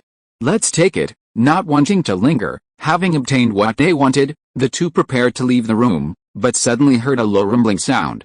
A large, smooth, hard stone appeared, blocking the exit. It was a thick piece of dragon crystal, engraved with elven script. Cassandra tried to push the stone, but couldn't budge it. She then raised her wand, casting a spell on the dragon crystal, producing blue-white sparks, but leaving no mark. She picked up the sword again, its tip scraping against the dragon crystal with a harsh scraping sound, leaving a long, bright mark. The dragon crystal shimmered with a purple light, and the mark quickly disappeared, as if the wound had healed itself. "It seems this door is protected by fairy magic." Cassandra's face darkened. She looked pleadingly at Ralph, saying, "We seem to be trapped." "It's all right, Legnack will open the door for us," Ralph said calmly. Cassandra looked at Ralph in confusion, only to see the boy raise his head and shout, "Legnack, I know you can hear me. Open the door now, or you'll regret it." "Regret?" A piercing, mocking laugh suddenly rang out, Legnack's voice echoing in the room. He said coldly, "You're the one who should regret it, for breaking into my vault as a thief." "Thief?" Ralph took the sword from Cassandra's hand, a half smile on his face. "You tried to fool me with a fake sword, hiding the real one. Do you think I'm a fool? I just came in to take what I needed." Legnack didn't care about any of that. His face contorted with rage, he said viciously, "Anyway, you can die in there. I'll collect your corpse. But you want me to open the door for you? Dream on, you'll be begging me to open the door later." Ralph smiled, bent down, and picked up a golden cup. The cup was cast with 7 sides, each adorned with countless gems and intricately decorated handles. Ralph didn't know the cup's value, but since it was here, it must be something extraordinary. The boy placed the cup on a wooden screen, gripped his sword tightly, and swung it down with all his might. The cup shattered with a crash. The wooden screen, carved with hundreds of lifelike, colorful magical creatures, also made a soft cracking sound. Ralph then grabbed a magic mirror. The mirror trembled, about to flatter the boy as the most handsome man in the world, when it was struck heavily, its surface cracking. Through the crystal ball, Legnack witnessed this scene, his heart aching so much he almost gritted his teeth. The wooden screen was something he had robbed from the centaur tribe, incredibly valuable. The golden cup was even more extraordinary, carved with scenes of wizards, goblins, and centaurs forming an alliance. It was 7,000 or 8,000 years old. The magic mirror was the same one used by Helen, the most beautiful woman of ancient Greece, and it only came into circulation after the fall of Troy. Seeing Ralph grasp the golden apple that had injured Athena's breast, Legneck was horrified and shouted, "Stop! Stop it now!" Ralph ignored him. Smashed the jade cucumber used by Morgan Arthur's sister, then dragged his sword away, leaped high, and brought it down in a single stroke. The Sphinx was cleaved in two and crashed to the ground. Legneck's face was ashen, his eyelids trembling, his heart aching as if bleeding. He cried out in a trembling voice, "I'll open the door, please stop smashing it. I beg you." Ralph stopped, flicked his wrist, and twirled his sword, its blade gleaming like an autumn lake. He smiled and said, "I told you you'd beg me. Wouldn't it have been better if you just listened? But you forced me to use force." Cassandra looked at the mess in the room, her lips twitching involuntarily. She remembered when they first arrived, the boy had said not to smash, loot, or burn, to win people over with virtue. Was this how he won over? The attendant, Karim, asked in a low voice, "Your Majesty, should we really open the door for him?" "Open the door quickly." Legneck, hesitant to act rashly, revealed a cold glint in his eyes. "Oh, and set up guards in the corridor. Attack them when they come out." Yes, the door was quickly opened, and a group of goblins hid along the corridor. Before the boy appeared, they suddenly saw a stone fly out of the vault. The stone bounced twice on the blue floor before finally rolling to the feet of a goblin. After a moment of silence, all the goblins recognized it as an emerald the size of a pigeon's egg, perfect in color, texture, and purity. Clearly, this gem was incredibly valuable. Gasol, the goblin leading the group, snarled, "No one is allowed to pick it up. That's His Majesty the King's treasure. When Slytherin comes out and the door closes, attack immediately, dead or alive." Before he could finish speaking, dozens more gems rolled out of the vault and landed among the goblins. Gasol wanted to say something more, but no goblins paid him any attention. They all bent down, shoving and jostling each other to collect the gems. A flying carpet seized the opportunity and sped out of the vault. Ralph, carrying a box, reached in and grabbed a handful of gold coins, letting them slip and tumble through his fingers. In an instant, gold coins rained down on the ground, making a pleasant clinking sound. "Go to the vault and take back your things," Ralph shouted, brandishing the Gryffindor sword. "Send King Legner to the guillotine." The goblin guards, tasked with attacking the flying carpet, were now oblivious, shoving and jostling as they stuffed gold coins and jewels into their pockets. A few hundred rubles a month, why risk their lives? Leader Gasol swung his arm, casting a spell at Ralph. The Hufflepuff's flying carpet blocked the spell, curling up to tightly envelop Ralph and Cassandra before shooting upwards. At the top of the pyramid, through the crystal ball, Legner saw the scene and roared, "Don't take it! Don't take it! My gold, all my gold!" But he was too far away for any guard to hear him. "Your Majesty," the attendant Callum warned. "They've flown off on the magic carpet. Chase after them," Legnar commanded. "Send out all the dragon knights." "No, I'll go myself." Legnark rose from his chair, his voice filled with rage. He touched his tumor and glared, "I'll catch that brat myself, mummify him, and hang him at the entrance to Naja to dry." A book of Harry Potter fanfiction, Hogwarts, Harry Returns from the Lord of Mysteries, is offered as a sacrifice. Those interested can check it out. Synopsis. A fool who mocks history, a portal to countless worlds, an arrow that alters time. In a world rife with mystery and madness, Harry drinks a potion, becoming a clown who mocks fate. But, when the Hound of Fortune in the grey fog travels back in time, when the key of light unlocks the shackle sealing the portal, when the insect of time tolls the bells of a restart, when the mercury serpent coils and devours its own tail, all of this foreshadows the cycle of destiny. And Harry returns to his 11th year. Wizards, magic, Hogwarts, everything is a new beginning. Chapter 424. Who else? Ralph and Cassandra rode on a magic carpet, scattering gold coins and jewels as they flew out of the pyramid. Ralph was thrilled. He had long wanted to be a money-giving angel, but had always been plagued by poverty, and today his wish had finally come true. Legneck, however, was quite displeased, since Ralph was scattering his wealth. He was the one being showered with money. At Legneck's command, Countless goblins drew their bows and shot arrows, unleashing a rain of arrows that flew into the sky like hail. The sheer number of arrows was astonishing, densely covering the sky. Although the magic carpet was fast, it had no way to avoid them, and it looked like it was about to be riddled with arrows. Ralph sat cross-legged, his robes fluttering. He took a deep breath, like a dragon drawing in water, and as he exhaled, a long wind suddenly arose, howling like thunder. The wind blew the arrows, scattering the rain of arrows into pieces. Suddenly, several deafening roars echoed in the sky. Cassandra's face turned grave, and she shouted a warning, "Rolf, it's fire dragons. They're coming." The boy squinted and saw 4 enormous Welsh green dragons soaring towards them, each with a dragon rider on its back. Legnark stood atop one of the dragons, wielding a magical whip, which he lashed out at its body. The whip was a specially crafted magical whip, its handle made of intricately carved dragon bone, inlaid with gold, and connected to 9 slender leather strips, each tipped with a gilded claw. Despite its thick scales, the dragon shrieked in pain as it was struck by the whip. Legnark commanded, "Fire!" With a long roar, the 4 dragons opened their mouths, billowing gray smoke, and then spewed forth golden flames. Ralph immediately scooped up Cassandra, about to leap with her from the air, when the Hufflepuff carpet, as if alive, suddenly began to shake violently. Its 4 corners curled towards the center, tightly enveloping Ralph and Cassandra. Flames erupted, completely enveloping the carpet. The intense heat and rising flames distorted their vision. Legnark, staring at the wall of flames, his eyes blazing with ferocity and excitement, roared, "Burn you all!" His smile suddenly froze. The carpet's surface shimmered with dazzling golden light, then, like a whale sucking in water, it drew the flames inside. Cassandra peered out through the magic carpet, her face filled with astonishment. "Professor Hufflepuff's magic is amazing. It can even absorb dragon breath. I guess there's a limit to how much it can withstand." Ralph thought for a moment, then said, "You stay in here and draw attention.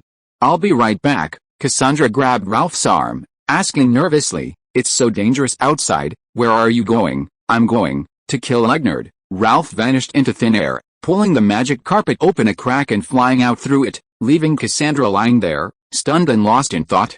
Standing on the dragon's back, Legnard saw that the flames had been absorbed, his face darkening with malice.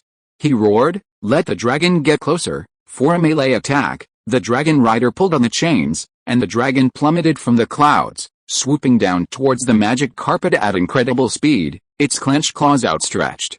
The magic carpet began to dart through the air, rising and falling rapidly, veering left and right in a zigzag pattern to evade the fire dragon's attacks. The dragon, however, relentlessly pursued, its gruff cries echoing through the sky. Finally, the magic carpet was torn open by sharp claws, leaving a gaping hole. Cassandra clung tightly to a corner of the carpet to prevent herself from falling. "Keep attacking," Legnark shouted excitedly, but as the tear in the magic carpet widened, he couldn't see the boy through the gap. He gasped, looking around for Rolf's location. "Find that kid quickly, don't let him get away." "I'm here," a clear voice suddenly rang out, and before the words were even finished, a figure descended from the sky, landing on the fire dragon's back. Rolf held a bolt of lightning as thick as a spear, which struck the dragon rider.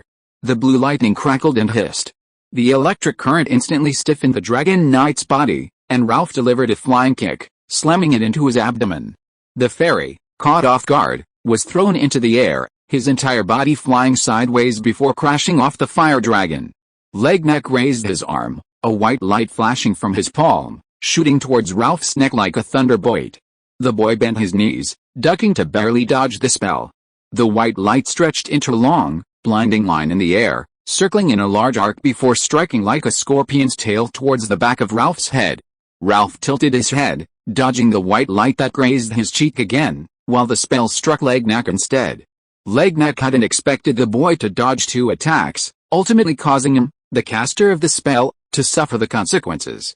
The fierce spell exploded with a deafening roar, like a thunderclap from a clear sky. Legnark remained motionless, clad in a dazzling suit of armor. The spell struck him, producing a series of crisp, resonant sounds, but without any wear, scratches, or cracks. Rolf hooked his fingers, and lightning instantly erupted, enveloping Legnark's entire body. With a deafening roar, the lightning orb exploded like a dazzling firework. The fragmented lightning resembled rising flames, but after the smoke cleared, The armor remained gleaming, without a single flaw. "This is the strongest armor I've ever forged," Legnark said mockingly, tapping the gleaming armor with a finger. "Come on, hit it here. If you can break it, that's your skill." The armor did indeed appear very sturdy, coated with a dark red enamel. The knee pads and gauntlets were adorned with intricate golden spiral decorations, and the gauntlets were shaped like golden sunbursts, each clasp inlaid with gemstones. Ralph remained silent, wielding the Gryffindor sword, and stepped in front of Legneth. He swung his sword in an arc, striking Legneth's neck above the shoulder blade, leaving a deep dent.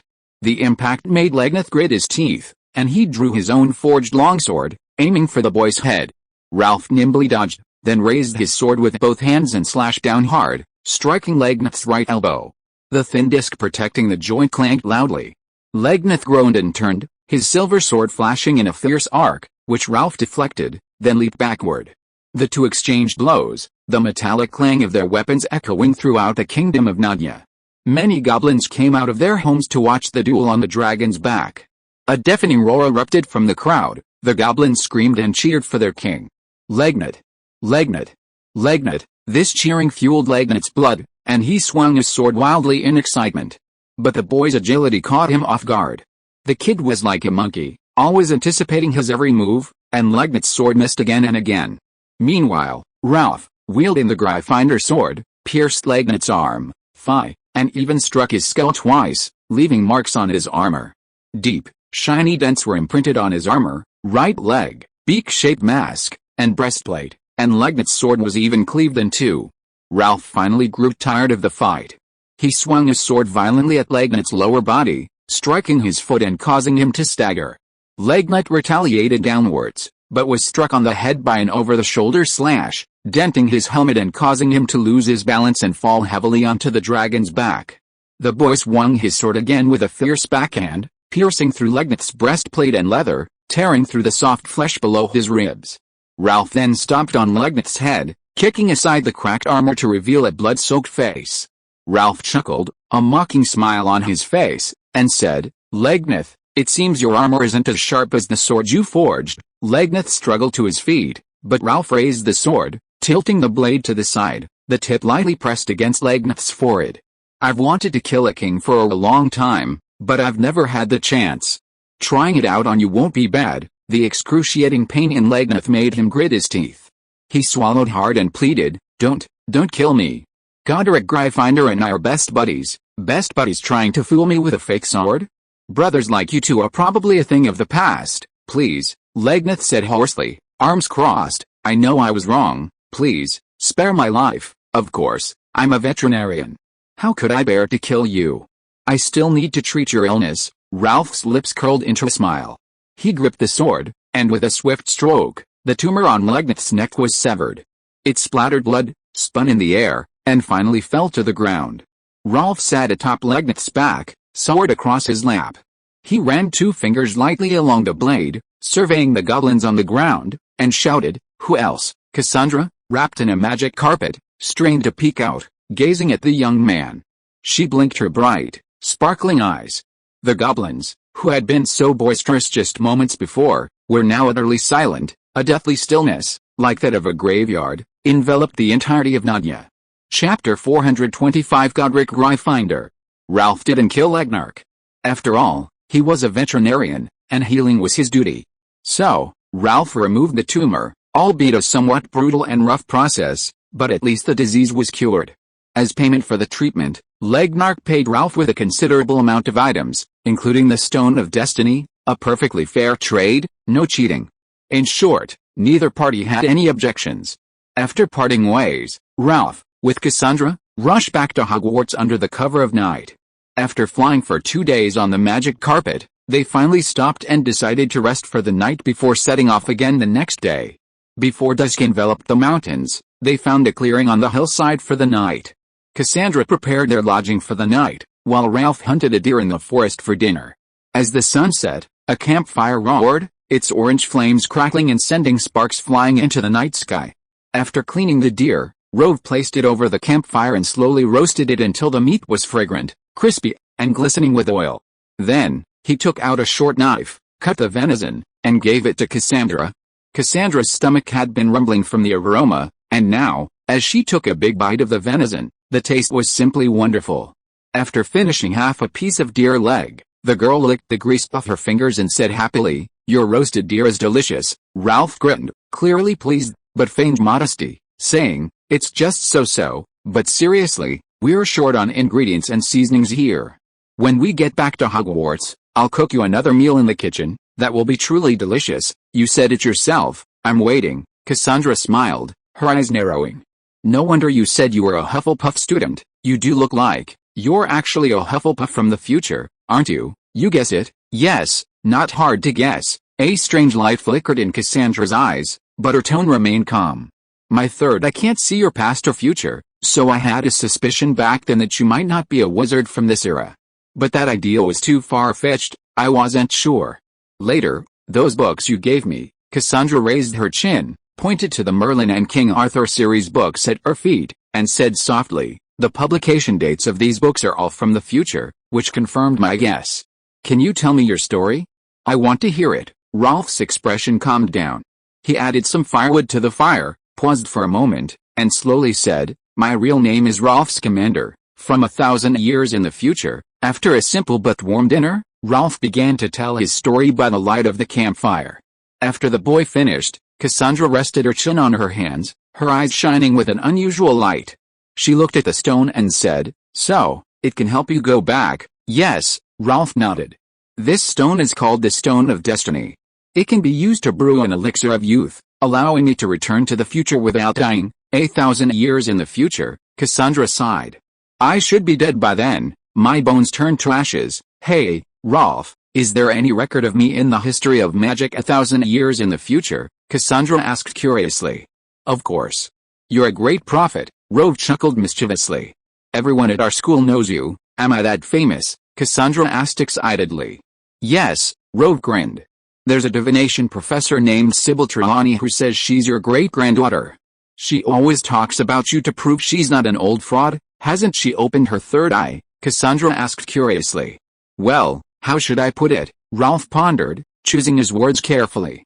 "Most of the time, she seems unable to divine, almost like a fraud, but occasionally she enters the realm of true prophecy. In our family, this is called the incomplete awakening of the heavenly eye," Cassandra said softly. "It's caused by the impurity of our bloodline, but it's for the best," Cassandra said sadly. "It's best if she can never open her heavenly eye again." "Why?" Ralph asked in surprise. "Isn't it good to be able to see the future with your heavenly eye?" "Ralph, I love reading." "Do you know why?" Cassandra didn't wait for the boy's answer, as if talking to herself. "The stories in books, all the joys and sorrows, the different life experiences, are just words on paper. Don't take them too seriously. Just read them and move on. Even if I don't like them, I can turn the page, close the book, or even write a new ending that I like. But life isn't a story in a book. Life is different, and it's not up to you." Cassandra pulled her robe tighter, turning her gaze away from the fire and looking up at the star-studded night sky. "When I was very young, probably only 3 years old, I dreamt of my grandmother's death, and soon after, it really happened just like in my dream. Later, when I was a little older, I foresaw my father's death, and I really wanted to change that future. I didn't want him to die. But my actions inadvertently hastened his death." The girl sighed softly. "It was only much later that I understood that fate is unvarnished and utterly helpless. I can glimpse the future, but that's all I can do. I can't change it." "That's a kind of agonizing torment. I used to be smug about my ability to foresee the future and glimpse the course of fate, but later I realized how foolish I was." Cassandra curled up on the ground, hugging her knees, her eyes filled with complex emotions. "I really wish I were an ignorant, ordinary wizard, and that fate hadn't given me the ability to foresee the future." Ralph was silent for a moment, then patted the girl's shoulder and softly comforted her. "Cassandra, most farewells in life are silent, and we often don't realize until many years later that the day you met that person was the last time. But you are different. Your prophecy, your third eye, allows you to see all of this in advance, and it also allows you to cherish the remaining time more, to say goodbye more calmly, and to avoid regrets." Cassandra rested her chin on her knees, her gentle eyes looking at Rove. "You're right," Rove smiled, then suddenly frowned, his voice low and urgent. "Someone has triggered my magic." Rove looked up and saw a streak of white light rushing from the north, trailing an extremely long, snow-white rainbow like a comet. The light was long and heavy. The figure landed on the riverbank not far away. Rove was clearly taken aback. He had set up many defensive spells around him, yet they had been easily broken through. A loud laugh suddenly rang out, the voice warm and mellow, possessing a unique charm that felt like a gentle breeze, yet the words revealed an undisguised, soaring pride. "I've been looking for you two for ages, chasing you all the way from the kingdom of Nadia. Even helping you fend off many goblin pursuers along the way. You did quite a feat in the kingdom of Nadia. Ah, that smells delicious. I'm actually quite hungry, could I have a piece of deer leg?" A figure appeared abruptly a dozen meters away, drawing closer. Rolf looked up and saw an extremely handsome wizard. He was tall, with short, wine-red hair that accentuated his striking face, and his smiling ruby eyes perfectly complemented the color of his hair. The wizard wore a scarlet robe embroidered with lions and a golden cloak, looking incredibly dashing. Cassandra exclaimed in surprise, "Professor Gryffindor." Ralph, however, narrowed his eyes, gazing at Gryffinder's handsome face, and suddenly realized he looked somewhat like someone. End of this chapter. Thank you so much for reading until the end. Don't forget to give it a like. Looking for more exclusive content and immediate access? Subscribe to our Patreon. Remember, every like, subscription or donation encourages us to continue. Thank you all. See you in the next video.